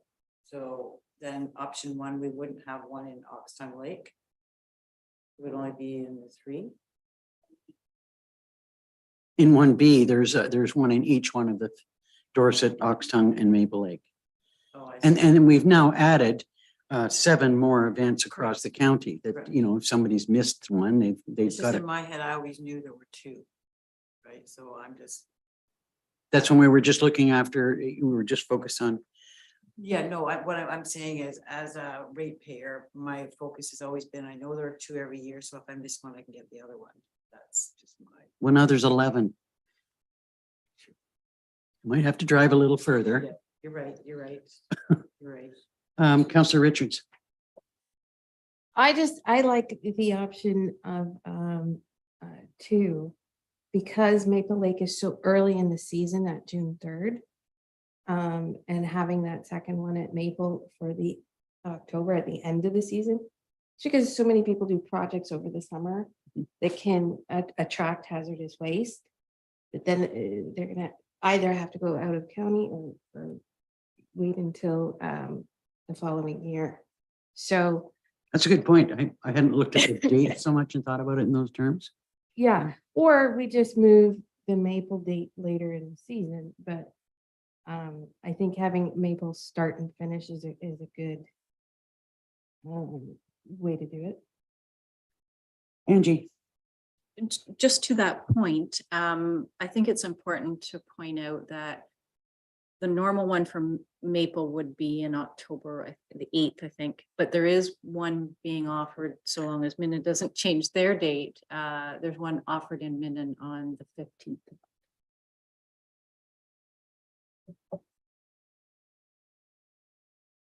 that, you know, I mean, it wouldn't necessarily be you know, I know I'm saying that there's more opportunities overall, but whether at that time of year, somebody is going to be, you know, looking to go to Minden, I don't know. I mean, it's an option for them, that's for sure. Councillor Barry? I was interested in 1B because of the additional 7 events in the county. However, I could easily, I think Councillor Richards raises a good point, and I could go with either option 1B or option 2. Thoughts from our other 2 members about 1B versus option 2? Deputy Mayor Dayu? I'm happy to follow the lead of the ward councillors around Maple, just understanding volume levels and the implications of having one instead of 2. Okay. Yes, you. I just, so the 2023 dates hadn't sort of been established for the rest of the county when this report was written, but we have had some further discussions since then. So I just wanted to mention, if it was a consideration here, the October 15th date for Minden Hills is not on the table any longer. So their last date for Minden Hills is September 23rd. There will be, though, depending on what we decide. So between Highlands East and Algonquin Highlands, we have October 7th, which is the long weekend, or the 14th.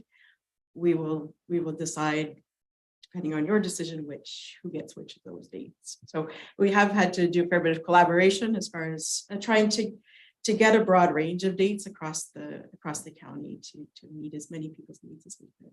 Councillor Barry? For clarification, in option 2, it is proposed that June 3rd would be the first one in Maple. However, Or thereabouts. or thereabouts. Where in option 3, which I don't support, but I do support the date in Maple. I just wonder, because traditionally, the hazardous waste day has often fallen on a holiday weekend. So I just wondered why we couldn't have the May 20th in option 2, but I'm trying not to complicate this as well.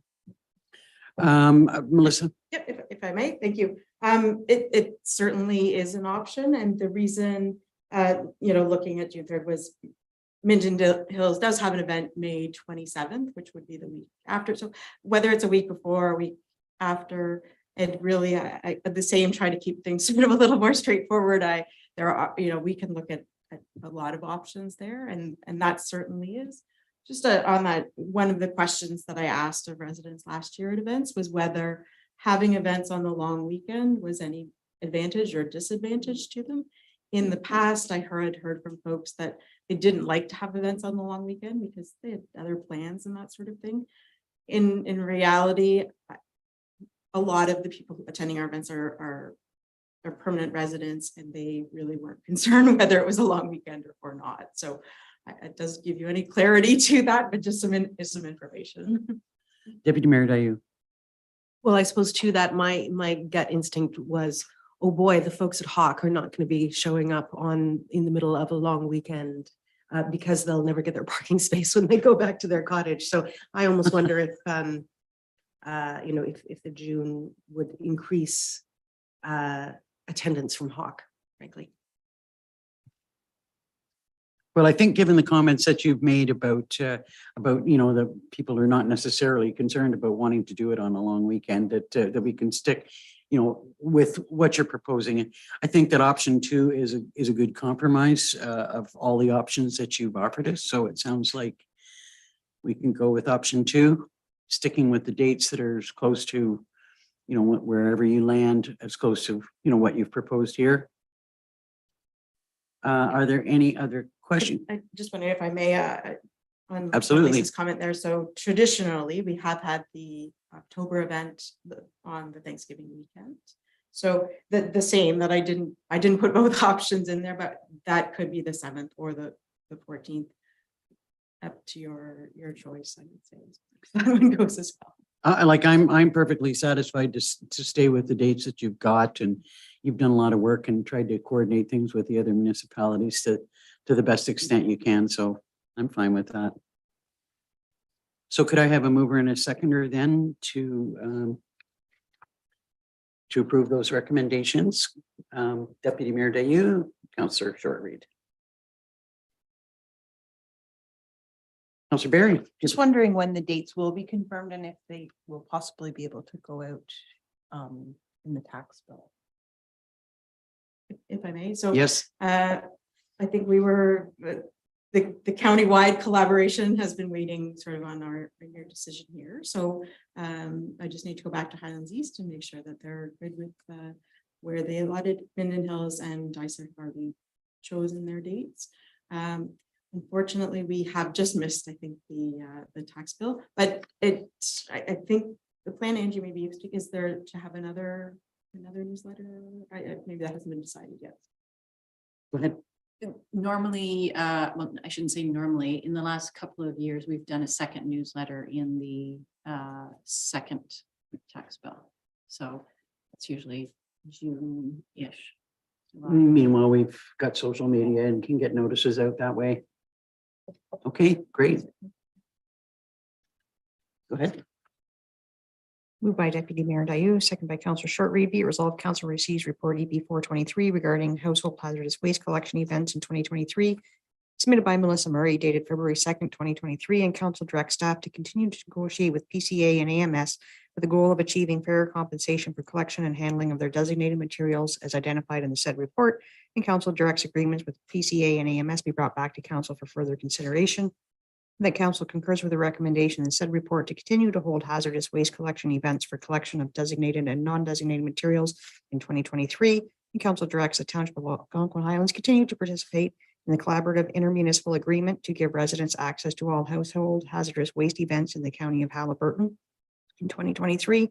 And further, Council selects option 2 for the number, dates, and number, location, and approximate dates of household hazardous waste collection events in 2023. All in favor? That's carried. Thank you for your continued work with a moving target. It's always interesting. Thank you so much. So next would be Public Works.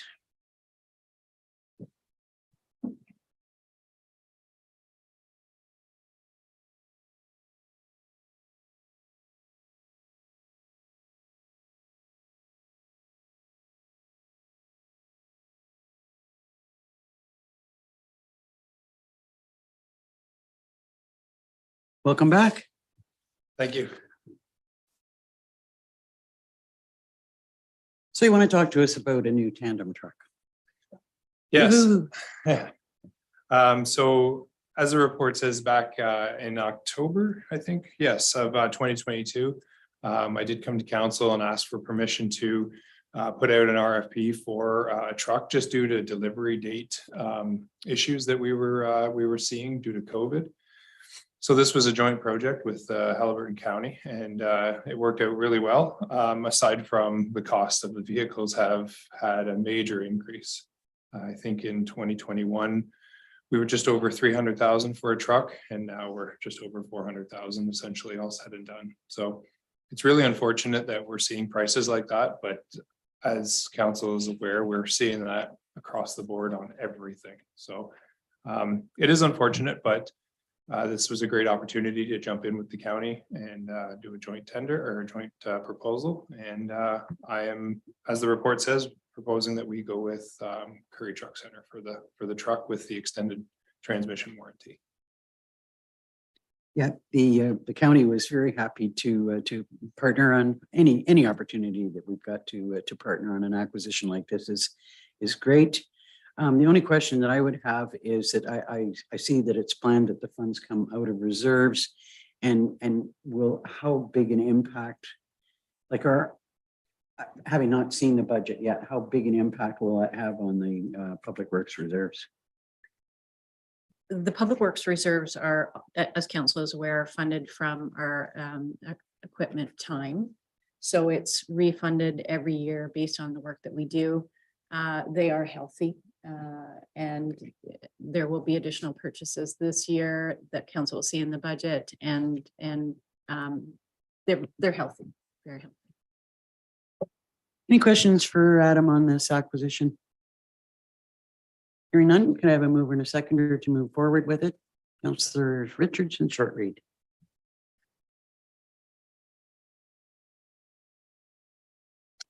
By Councillor Richards, second by Councillor Shortreed. Be resolved, council receives report PW 423 regarding the purchase of one new tandem truck submitted by Adam Thorne, dated February 2nd, 2023, and council awards the bid to Curry Truck Center for the cost of $396,723.30 plus applicable tax, and the council authorized the purchase of the extended automatic transmission warranty for the bid price of $2,185 plus applicable tax, and the council directs the payment of the tandem truck be expensed from the public works equipment reserves. All in favor? It's carried. Okay, next is a discussion on where we stand with the Dorset Rec Center and the project that's proposed there. Who wants to talk about that? Go ahead. Basically, where we were last council meeting was we're just still waiting for the engineer company to come forward with the draft tender. He's been working on it. We've been working on it back and forth the past 2 weeks, but we're still working through it. So again, it's one of those things that we're rushing, but we're taking our time with it to make sure we hit everything. And it's just we keep moving forward with it is all I can really say. So do you think we might see that moving forward, or hear something just a little bit different at our next council meeting? I know that there's a lot of people in Dorset that are starting to crawl out of their skins over this. No, I completely understand, and I do apologize for the delay, but it's just a really big document, and it's just taking the time to go through it. And I know the engineer company is working as hard as they can on it. So as soon as I have information, and I've been pushing for the information to come forward, but as soon as we have it, then we'll bring something forward. Go ahead. And just for the benefit of the public who may be listening as well, and unfortunately there was a delay. We had hoped to have a different answer for council at this meeting, but unfortunately the staff person who is working on this project for us experienced a death in their family. So there are going to be circumstances beyond our control, unfortunately. Okay, well, thank you. We do hope to have a different answer, some action, at least getting the tender out, and that would make people a lot happier. Go ahead, Councillor Shortreed. I'm just asked like 10 times a day that all the new equipment in the gym is being maintained, or it's going to be okay, so that when rec center opens, it's there. Through your Mary, yes, of course. I mean that would fall under PRT and Chris Card, but I know how Chris handles his business, and I know he'd be taking care of it very well. Deputy Mayor Dayoum. Would you kindly remind us how long the tender would be out for folks to respond, or is it a month? Is it a couple of weeks? I can't recall what you said before. Off the top of my head, I wouldn't be able to give that answer to you. Angie might be able to. Go ahead, Angie. I think it was intended, if I recall correctly, approximately 4 weeks. And we already have a pre-approved list of contractors, so that helps things. Yeah. Any other questions or comments? Okay, thank you. Thank you. So nothing under fire services or finance from the looks of things. Under admin business, we do have an appointment to the museum, Stanhope Museum Committee. So do we have a resolution for that here? Okay, could I have a mover and a seconder then to appoint Trish Hewitt to the museum committee? Councillor Shortreed and Barry.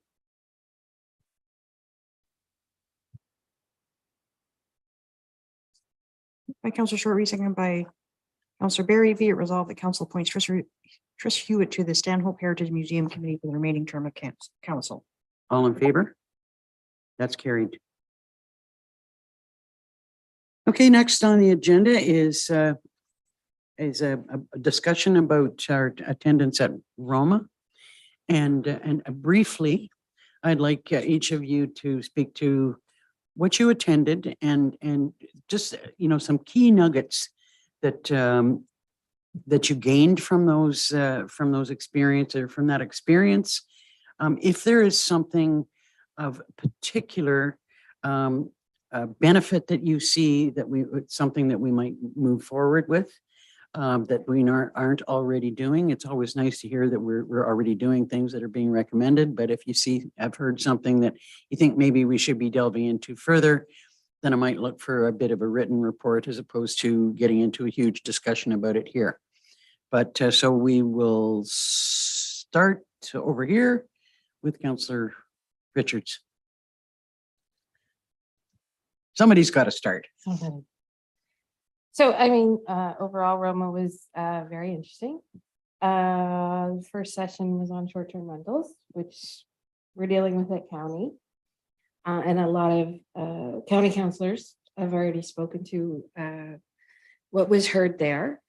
I would just, on a couple of nuggets, would be in consideration of the cap on SCRs for the community. And the difference between Tiny versus Prince Edward County's approach, whereas Prince Edward County was more targeted to specific communities within the township, and Tiny was just an arbitrary number. And I think that Prince Edward County's approach would be more appropriate to us, as well as numbered corporations not being considered in it, and that they should be commercially zoned, I think was another important thing that the township of Tiny brought forward, as well as beefing up our existing enforcement of our bylaws, irrespective of the short-term rentals. We all heard from the Indigenous relations with the opening speaker, which I thought was really good. I also attended the breakout session on Indigenous relations. And out of that, I thought it was really well said that it is better for us to have a friend before we need a friend. And so we should be encouraging our relationships with the Indigenous community, and that outreach should be focused on community planning, development, environmental issues, as well as recreational and cultural events to illustrate inclusion of them in our community, breaking down those barriers of systemic racism. The other breakout session was on attracting housing development, which is obviously a big thing for all of us. And some of the key points were that we should have stakeholder engagement that pulls together the various groups for agreement and cohesion of the development areas before they become development areas, to avoid opposition to them and potential issues that will cause delays. The need to do a self-assessment to know what we want and need and where we want it, that would develop a toolkit to bring together various market demographics, government alignment of programs, so that less time is absorbed by both the developer and our staff allowing our staff to focus on bigger issues and more complex solutions. So I thought that was really good. And I mean, obviously, essentially, we as a council need to have more discussion on that later on. Well, I'm glad you brought that up because housing is obviously one of the list of discussions that we would like to have. And, I would look for you to bring some of those points back at that time because, there's lots to think about. Not to say that, did you have any more comments? No, overall, it was a very informative. I think it highlighted and touched on just about everything that we do. And it was a great experience to learn from other municipalities, what they're doing, what their interests are, and most of it's in alignment, but they have different approaches sometimes. So that was interesting to hear. Thank you. Right on. Councillor Berry. So the first, so I'd like to thank staff and municipality for allowing us this opportunity. I think it was a record enrollment this year. It was a is record It is enrollment? part of our budget, not staff allowing us to go. No, Just want to make that point. Having the budget to go is something that truly appreciated. It was the largest attendance, and I think a lot of that has to do with the fact that it is a newly elected council or across the province. I don't want to. We tried to all go to different keynote plenary sessions. I personally was really taken by the keynote speaker, Jesse Wenton, and his talk about truth and reconciliation, and without actual action, it's what he said was performative. And that really resonated with me, and kind of coming home and thinking about what he was speaking about. And I knew that Councillor Richards went to the actual session on Indigenous things. I think that there's opportunities for potentially some aspects of reconciliation and some of the concepts that was talked about at the center or at the conference, possibly within our cultural committee. So that's something I'd like to sort of bring in there.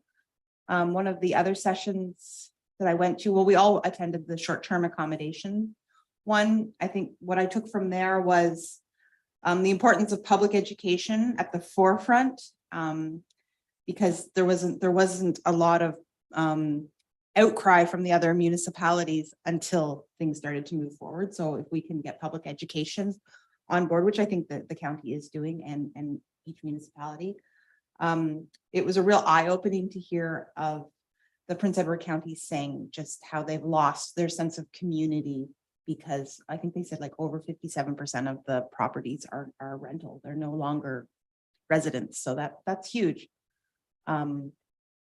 I'm not going to repeat what Councillor Richards said, and I think Jen went to that session as well, but if I missed anything.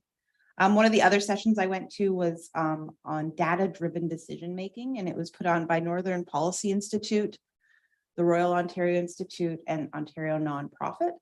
And they basically offered a dashboard. Unfortunately, the room we were in did not have Wi-Fi. So their presentation on digital data collection, it's kind of a flop. But they did send us links home of all of the work that they've done. And basically, they've taken a lot of information from census, and they've used it to sort of show how this information can be used by any municipality, any sort of not-for-profit. And it's really used to sort of level up being able to access for grant applications, housing development, economic opportunities, strategic planning. And they tried to verbally give us a demonstration on how the platform works, since that's something that I would plan to look further into. But they just talked about how the data is often the deciding factor in success. So that was something. And similarly to that, the Roma chair gave a similar resource on data presentation that was digital. And so that's another resource that we can access and staff can access. The last session I went to was called Perennial Emergencies, and it was put on by Emergency Management Ontario, as well as the Mayor of Thunder Bay and the Independent First Nations Association. And they kind of gave Thunder Bay and the Independent First Nations kind of gave an overview of experiences they've had in regards to evacuations and how they sort of showcased how Thunder Bay has been a host for James Bay in evacuation plans, and how they sort of talked a lot about when you're the host and you're bringing in another area, you don't necessarily need to have all of the social services at the Thunder Bay or your location.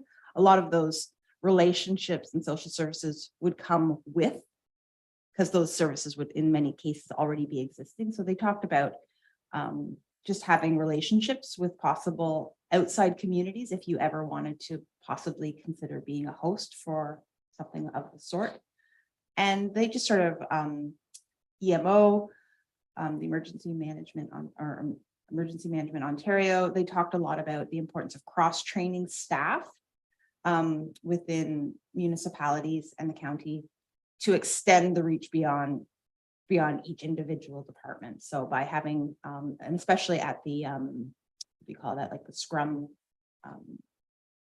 having people being able to do more than one job in case you get pulled into another direction. So I think a lot of the things that I learned in here, we're already doing, but I did really enjoy the story about having evacuation and developing host policies, even if it meant like you're going to be hosting 50 people, it's something to develop. I thought that was interesting. Then the last thing, just as a final note, was at Smithers question box. One of the questions that came out was in regards to cell towers. And one of the recommendations that the panel gave was by pre-approving locations for cell towers has sort of tamed some of the resistance of having them. So if we can designate areas that we know that they would be pre-approved instead of ongoing applications or denials or contention. So that was sort of my final note. Overall, it was a great conference. And I did, one of our county councilors has been elected for the Roma board, which is great for the county. And I did speak with her and said that great conference, but it would be nice if there was a more, when I first started attending Roma, there was a lot more lower tier presentations. And I said that it would be nice to see a bit more of a mix in regards to able to attend those conferences, like areas within the conference. That's it.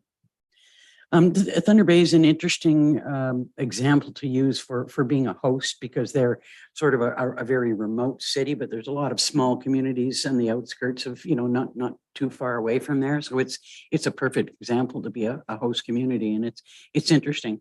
Hosting someone who's had to evacuate from their community is almost like reverse planning in a way, but it's interesting. Councillor or Deputy Mayor Dayu, sorry. Thank you. I thought Roma was exceptional this year. I was not disappointed by any of the presentations I went to by an order of magnitude. And there are two in particular that I wanted to refer to now with the expectation of following up with yourself and the CAO shortly. The first one was on supporting seniors and what is an age-friendly municipality and how does one achieve an age-friendly municipality. And the primary presenter was the planner, I believe the planner from Tay Valley, which is on the way to Perth and Ottawa. Their demographic pyramid looks almost identical to ours in terms of age, employment, folks retiring to secondary residences, those sorts of things.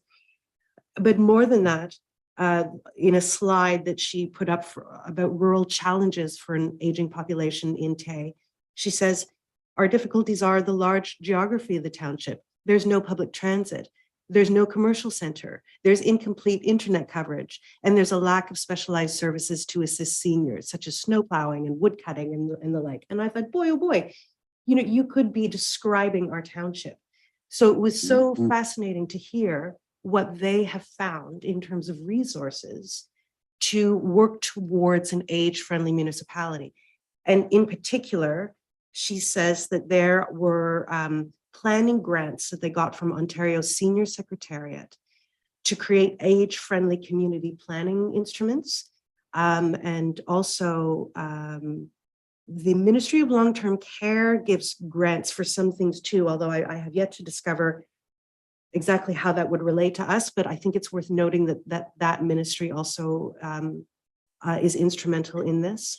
And what they did with their funding was to do a survey to find out from the residents, what are the top needs that you have looking ahead? What is it that you would like us to think about, to focus on, if we can, as a municipality, to support aging in place, to support your continued life here in a place where there are these challenges. And so they did the survey, they took their data, they analyzed their results, came up with things like co-housing and community gathering spaces and communication and inclusion and other things that were coming directly from the people who were living in this township and looking for either additional services or a slight change of services.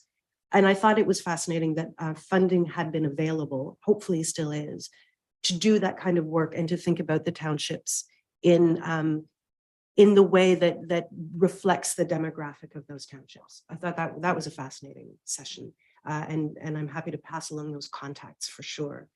The second session that I went to that I would like to refer to was about attracting and retaining staff talent in the townships. Again, excellent presentation by 3 different townships.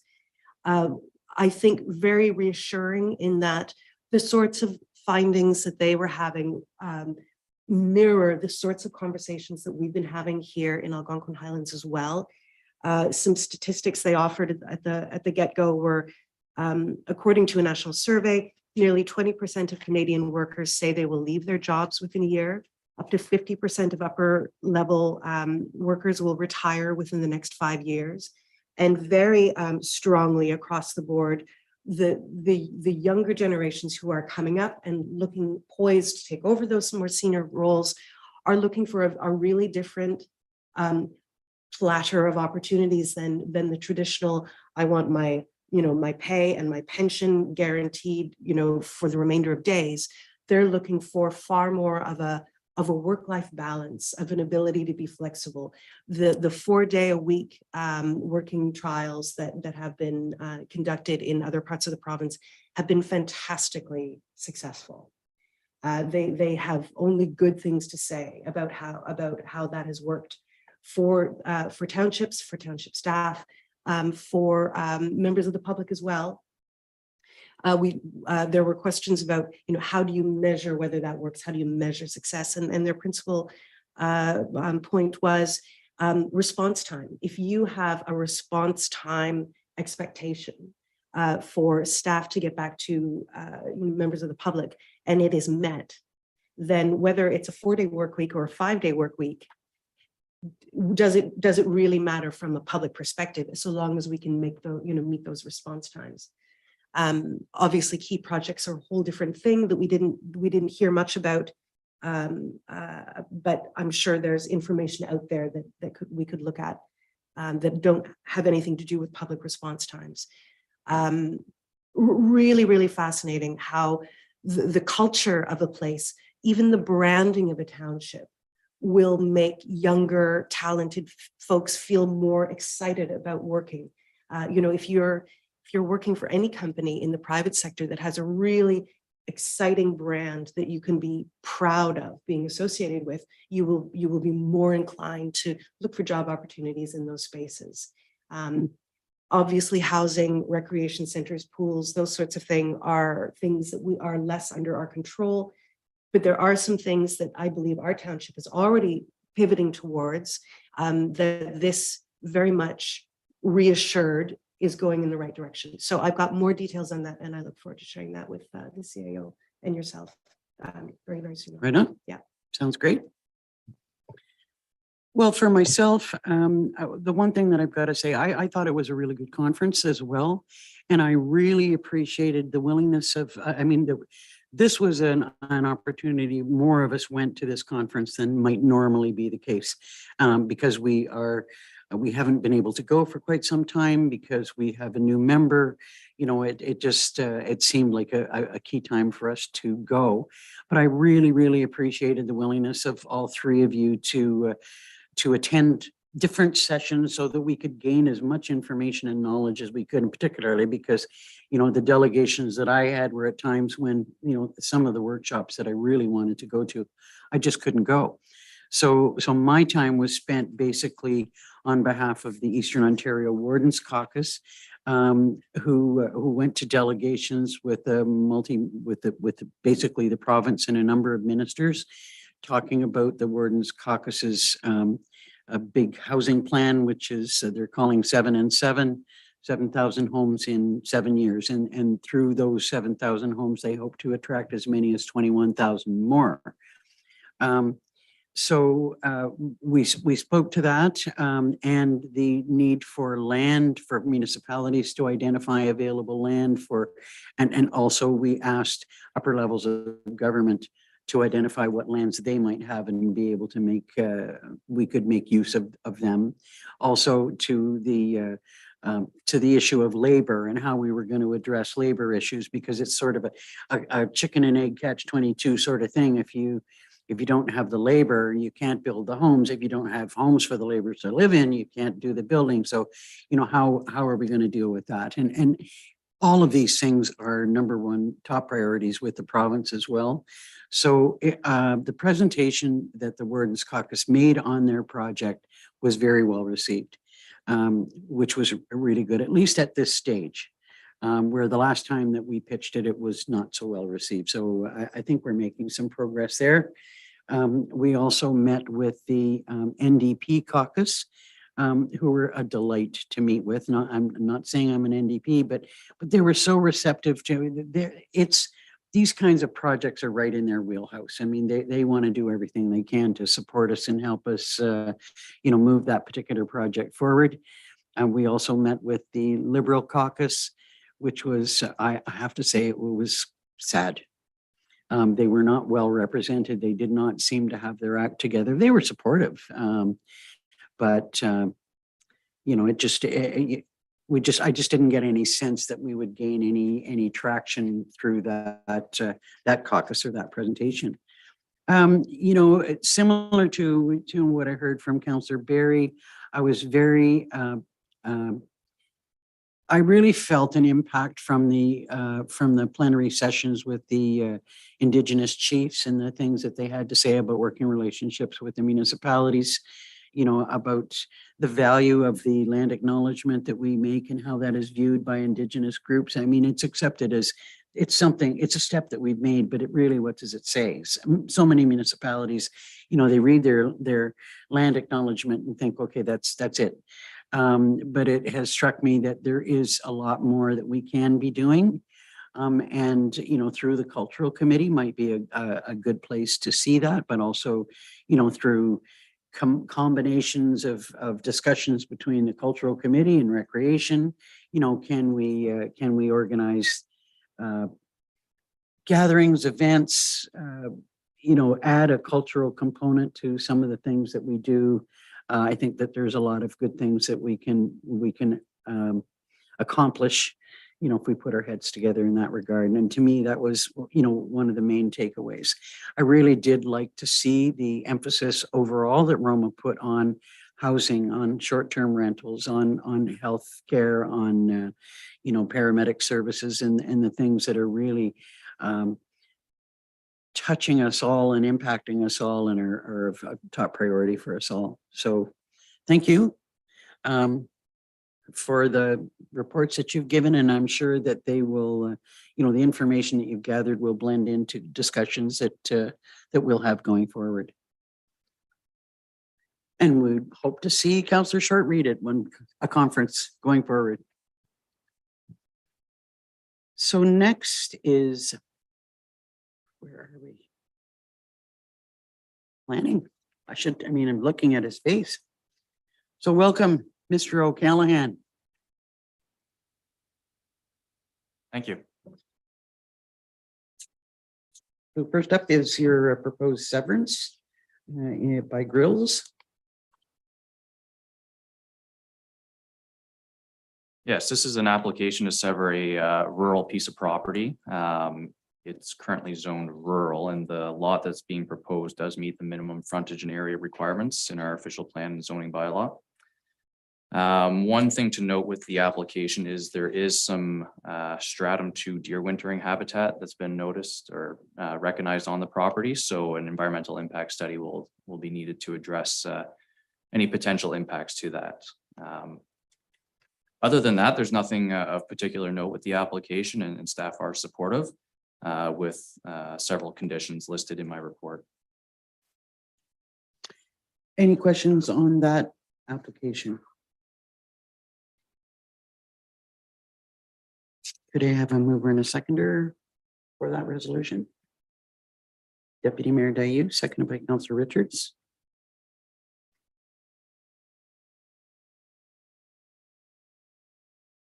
Moved by Deputy Mayor Dayu, second by Councillor Richards. Be it resolved, Council receives report PL 423 regarding proposed severance of lands located on part of Lot 8, Concession 5, Geographic Township of Stanhope, submitted by Sean O'Callahan, dated February 2nd, 2023. And further, Council supports in principle proposed severance, subject to the following conditions. 1, payment of taxes, including penalty and interest. 2, copy of the draft reference plan be submitted to the planner of the Township of Algonquin Highlands for review and comment prior to the registration of the plan. 3, settlement of 5% parkland dedication in cash in lieu in the amount of $500 for the severed parcel shall be paid to the Township of Algonquin Highlands pursuant to Section 51(1) of the Planning Act. 4, registered owners are to submit an environmental impact study completed by a qualified professional demonstrating there will be no negative impacts to the deer wintering area as a result of this proposal. 5, the registered owners are to enter into a severance agreement pursuant to Section 51(26) of the Planning Act RSO 1990 to address any recommendations of the EIS and site development plan. All in favor? That's carried. Next is your application for consent by Gallagher, Curlew, and Pettigrew. Cooley. Close enough? Yeah, this is an application to sever an existing piece of property. It's a vacant lot on Wren Lake with the intention of adding it to the adjacent parcel on either side of this lot. So there's no new lot creation resulting from this. It's just increasing the frontage and area of 2 existing developed lots. So staff are supportive of the proposal, and there are some conditions that staff are recommending. Again, those are listed in my report. I'm happy to answer any questions should council have any. Any questions on this application? Hearing none, could I have a mover and a seconder and then to approve the application? Councillors Richards and Shortreed.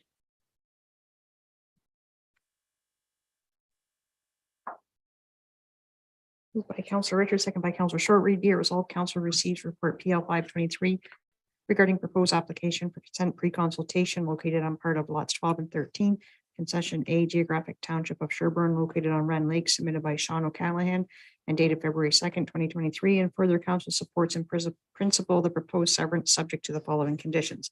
1, payment of taxes, including penalty and interest. 2, settlement of 5% parkland dedication or cash in lieu in the amount of $100 for the severed parcels shall be paid to the Township of Algonquin Highlands pursuant to Section 51(1) of the Planning Act. 3, a copy of the draft reference plan be submitted to the planner of the Township of Algonquin Highlands for review and comment prior to the registration of the plan. And 4, the severed parcels merge in title with the benefiting lands. All in favor? That's carried. Next is the application for consent by Jin and Tang. Yes, this is a vacant waterfront parcel on Quagma Lake. This was originally created back in 2021 through a consent process. So they are looking at now severing that lot in half to create one new waterfront lot. The lots, both the severed and retained, do exceed the minimum frontage and area requirements for a new waterfront lot. One thing to note is the lot is currently considered to be a water access piece of property. So that being said, our official plan requires that adequate docking and parking facilities be procured. So that is a condition of approval that staff are recommending. Have they addressed that at all yet? No, that is not. No. The previous application where this original lot was created was supported with an environmental impact study. They have revised that study now to support this new lot creation. It also addresses wildland fire risks on the subject lands and provides recommendations to mitigate any potential negative impacts from a wildland fire on the subject property. So staff have reviewed the application and are supportive of the new lot creation, again, with several conditions that are attached to this report, and staff are happy to answer any questions should council have any. Questions, Councillor Barry? Yeah, just looking at the, I guess, which image is it? Color image. It would be the, sorry. Go back in. It's a is it the GIS. It's not the GIS, sorry. Yeah. Sorry, it's not this, maybe it is the sketch. Yeah, it is the sketch, which is actually an image.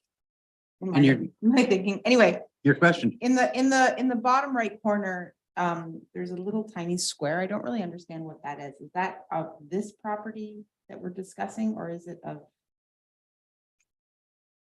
Sorry, You might have to zoom in. is it this? Yeah, down in the bottom corner of sort of the little peninsula there. So it's a sort of a shaded area. Yeah. So that is higher risk fire, wildland fire areas. So there's been some sort of tree species most likely identified in that area.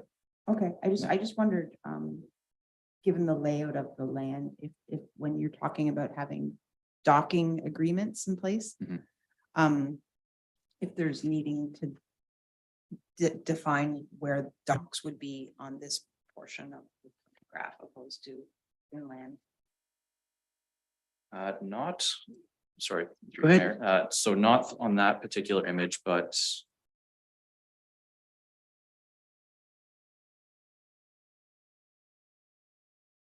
apologize, I thought there was a docking envelope identified on the property, but if there's not, it would still need to meet the minimum setback requirements through our zoning bylaw. Okay.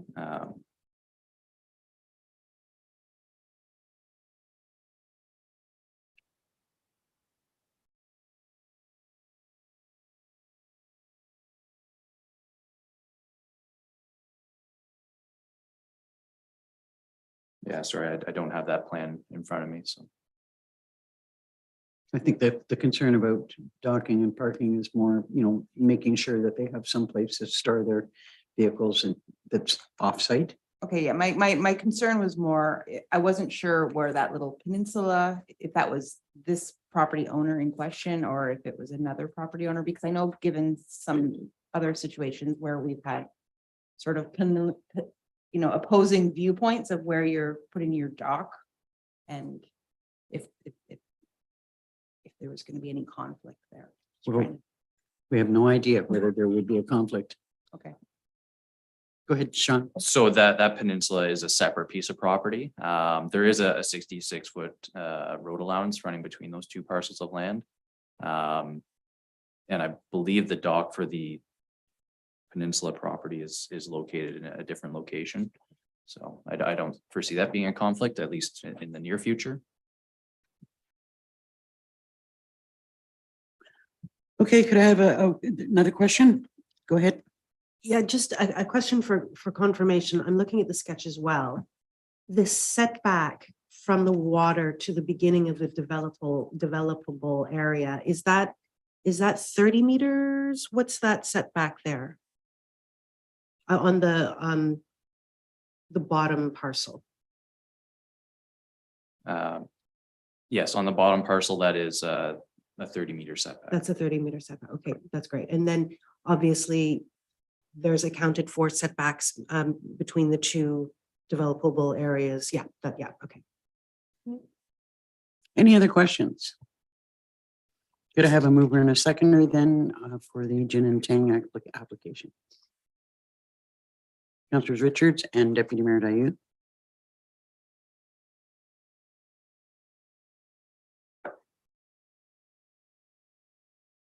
Moved by Councillor Richards, second by Deputy Mayor Dayu. Be it resolved, Council receives report PL 623 regarding proposed application for consent pre-consultation located on part of lot 25, concession 2, geographic township of McClintock, located on Kawagama Lake, submitted by Sean O'Callahan and dated February 2nd, 2023. And further, council supports in principle the proposed severance subject to the following conditions. 1, payment of taxes, including penalty and interest. 2, a copy of the draft reference plan be submitted to the planner of the Township of Algonquin Highlands for review and comment prior to the registration of the plan. 3, settlement of 5% parkland dedication in cash in lieu in the amount of $1,000 for the severed parcel shall be paid to the Township of Algonquin Highlands pursuant to section 51(1) of the Planning Act. 4, the registered owners are to submit a site development plan showing the proposed lot prepared by an Ontario land surveyor, OLS, and based upon any recommendations of the environmental impact study and wildland fire hazard assessment, and which will identify the proposed docking envelope, proposed septic systems in all buildings and structures, main and accessory, within the required setback areas. 5, the registered owners are to enter into a severance agreement pursuant to section 51(26) of the Planning Act to address any recommendations of the environmental impact study, wildland fire hazard assessment and site development plan. And 6, in accordance with section 5234, the township's official plan, adequate docking and parking facilities are secured on the mainland to the satisfaction of the township. All in favor? That's carried. Next is a application for road allowance, shore road allowance closing on Halls Lake. Yes, this is a developed piece of property and there are some structures that do exist on the shore road allowance. Other than that, there's nothing of particular note with the application and would recommend it be approved in principle and proceed through the regular process. The thing that came to my mind is that there appears to be an encroachment onto the neighboring property of can't see what it said, little belt, some kind of logic shelter, so that's a tent, right?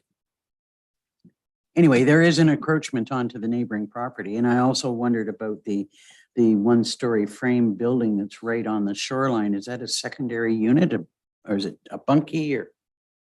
I'm not sure what the official status of that structure would be, the one-story frame bunkie, so we can investigate that further. With respect to the other structure, because that is off the shore road allowance, I'm not sure we could really tie that together with the closing of the shore road allowance. But it's certainly something we can bring to the property owner's attention. Yeah, I think we should. Not that it does impact the application, but something that we can point out to them that could be a concern in the future. Any other questions about this application? Could I have a mover and a seconder then to approve the application? Councilors Barry and Richards.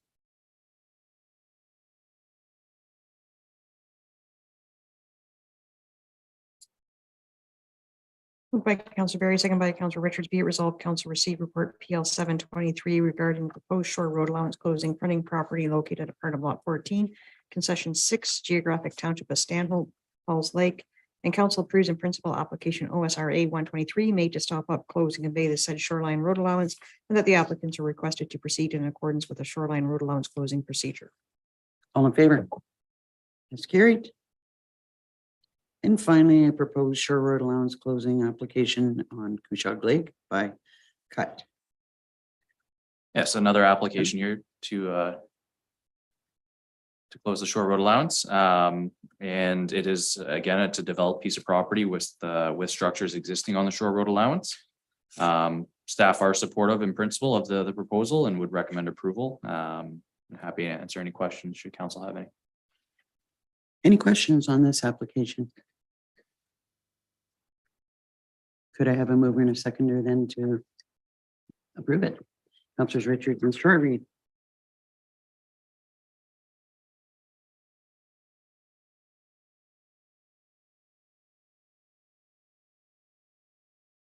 Moved by Councilor Richards, second by Councilor Shortreed. Be it resolved, council receives report PL 823 regarding the proposed shore road allowance closing fronting property located at part of lot 3, concession 1, geographic township of Stanhope, Kushag Lake, and the council approves in principle application OSRA 223 made to stop up, close, and convey the said shoreline road allowance, and that the applicants are requested to proceed in accordance with shoreline road allowance closing procedure. All in favor? That's carried. Thank you, Sean. Thank you, Mayor and Council. And we will now break for lunch. Is a half an hour sufficient? Okay, till 12:30.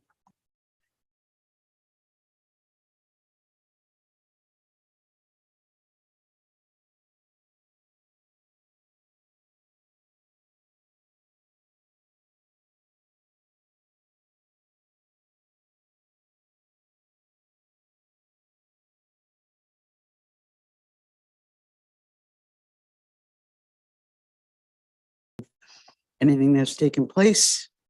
Anything on the community partnership? They met? Any notion when they might meet?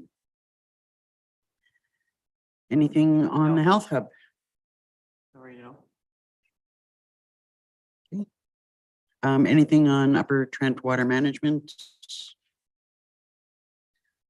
Yeah, I attended the last meeting of the Upper Trent Water Management Council.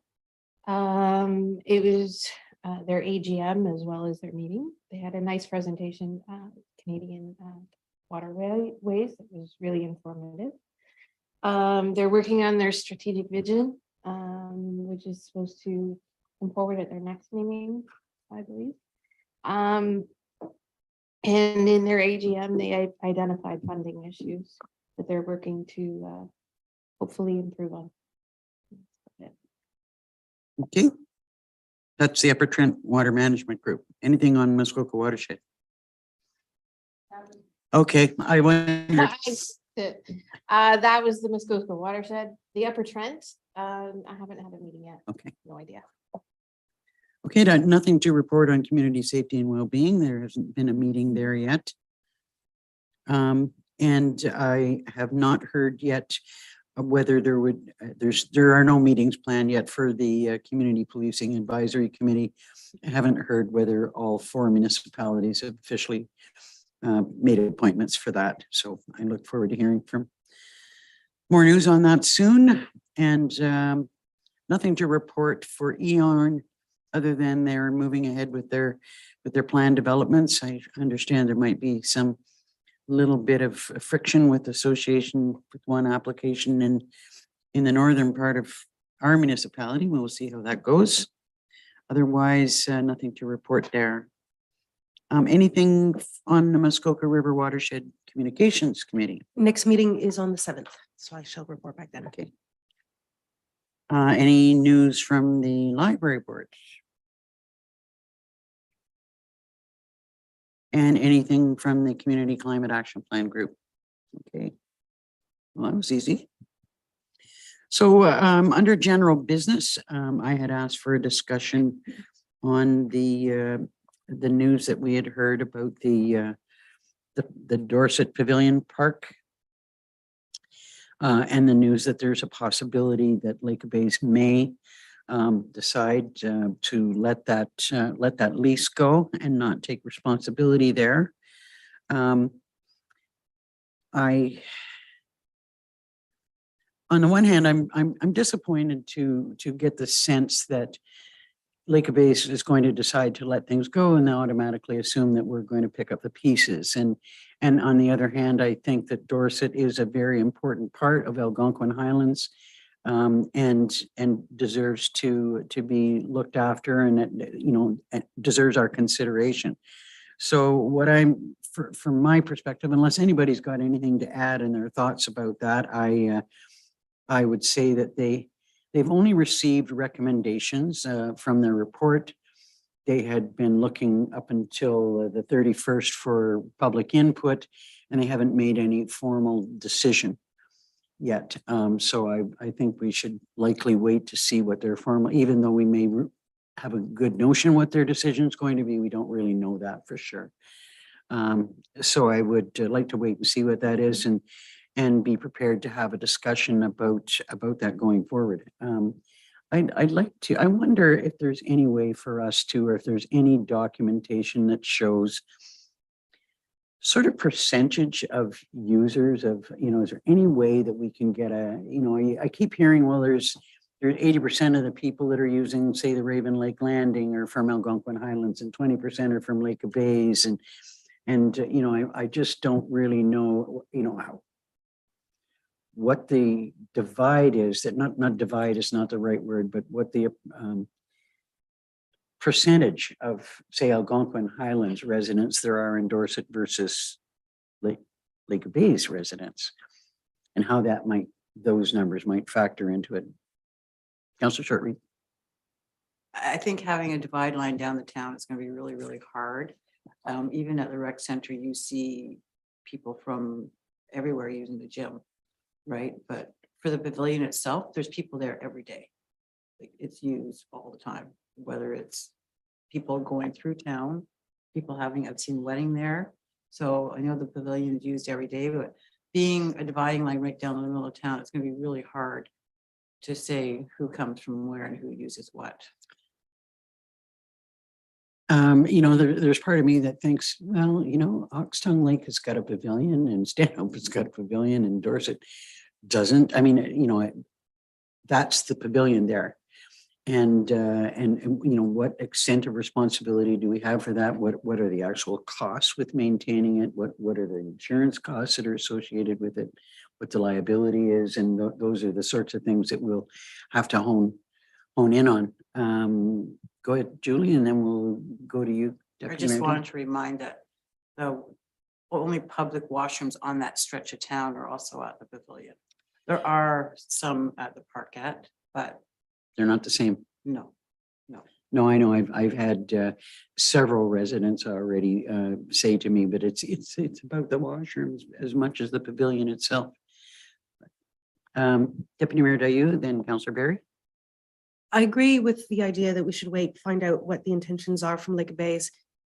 If they chose not to proceed with the lease, I wonder if it would be too soon to ask a nascent recreation committee for their thoughts on the business case for taking that on and what kind of programming might be brought there, getting them involved in thinking through that. I know there's maintenance and admin, but there's also the programming piece, and so to just harvest thoughts from all three sides.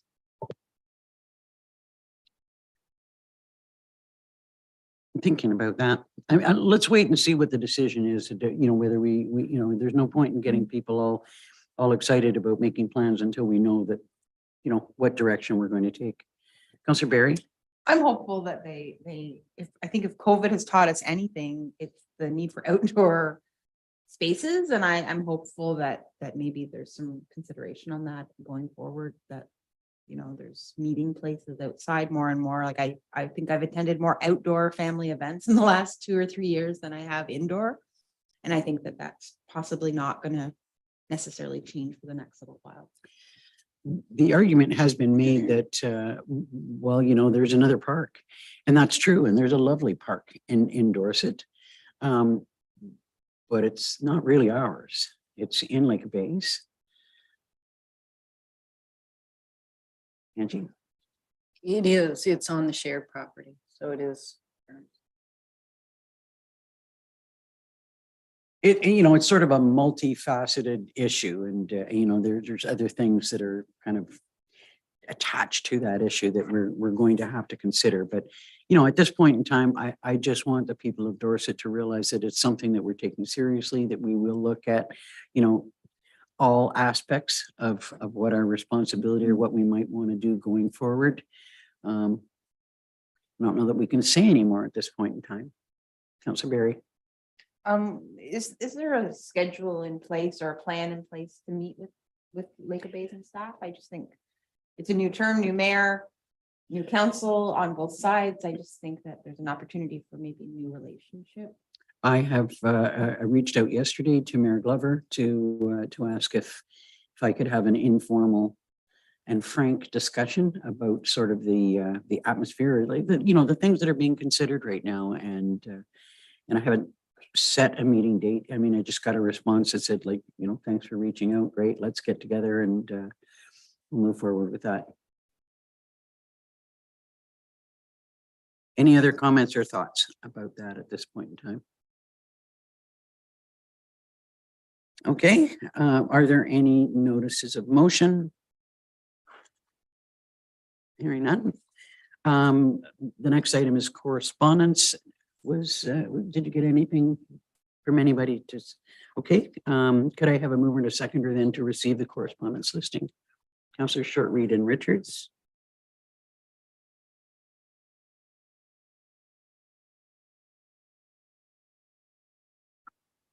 Moved by Councillor Short Reed, second by Councillor Richards. Be it resolved, Council receives the February 2nd, 2023 correspondence listing for information.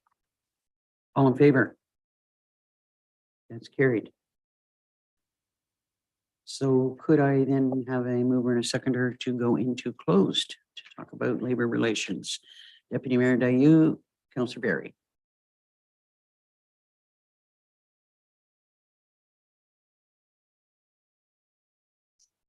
By Deputy Mayor Dayu, second by Councillor Barry. Be it resolved that council adjourns its open session at 12:42 PM in order to proceed into closed session for the purpose of discussing labor relations in accordance with section 239(2)D of the Municipal Act 2001 SO 2001 as amended, changes to roles and workload of employees and compensation review job description. All in favor? That's carried.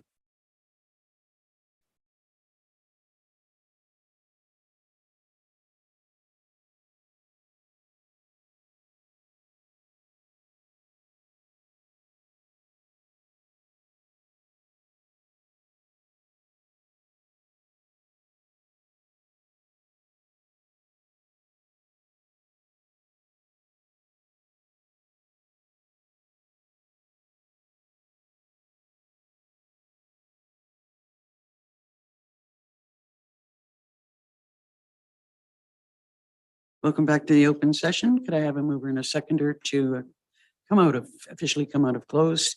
Councillor Short, Reed and Richards.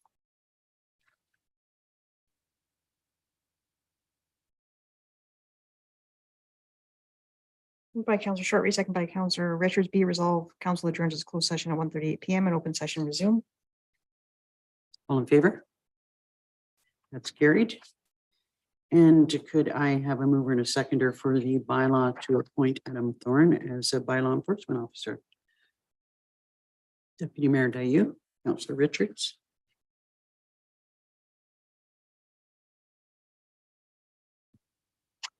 Moved by Deputy Mayor Dayu, second by Councillor Richards. Be resolved, the bylaw 2023-5 being a bylaw to appoint a municipal law enforcement officer for the removal of vehicles interfering with the movement of traffic or within the clearing of snow from municipal roads within the Township of Algonquin Highlands be received and read a first time, considered read a second and third time, and finally passed with the corporate seal affixed. All in favor? That's carried. Could I have a mover and a seconder to adopt the confirmatory bylaw? Councillor Short, Reed and Barry. By Councillor Short Reed, second by Councillor Barry. Be it resolved, the bylaw 2023-06 being a bylaw to confirm the proceeding council held during its regular meeting on February 2nd, 2023, be received and read a first time, considered read a second and third time, and finally passed with the corporate seal affixed. All in favor? It's carried. And finally, could I have a mover and a seconder to adjourn this meeting? Councillors Richards and Short Reed.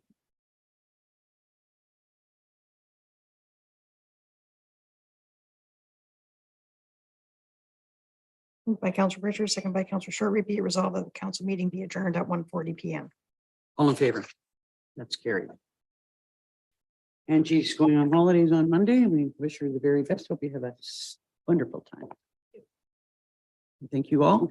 And I must say, you guys in the back giving us the thumbs up for when we can go ahead are so much better than at the county. Well, for one thing, see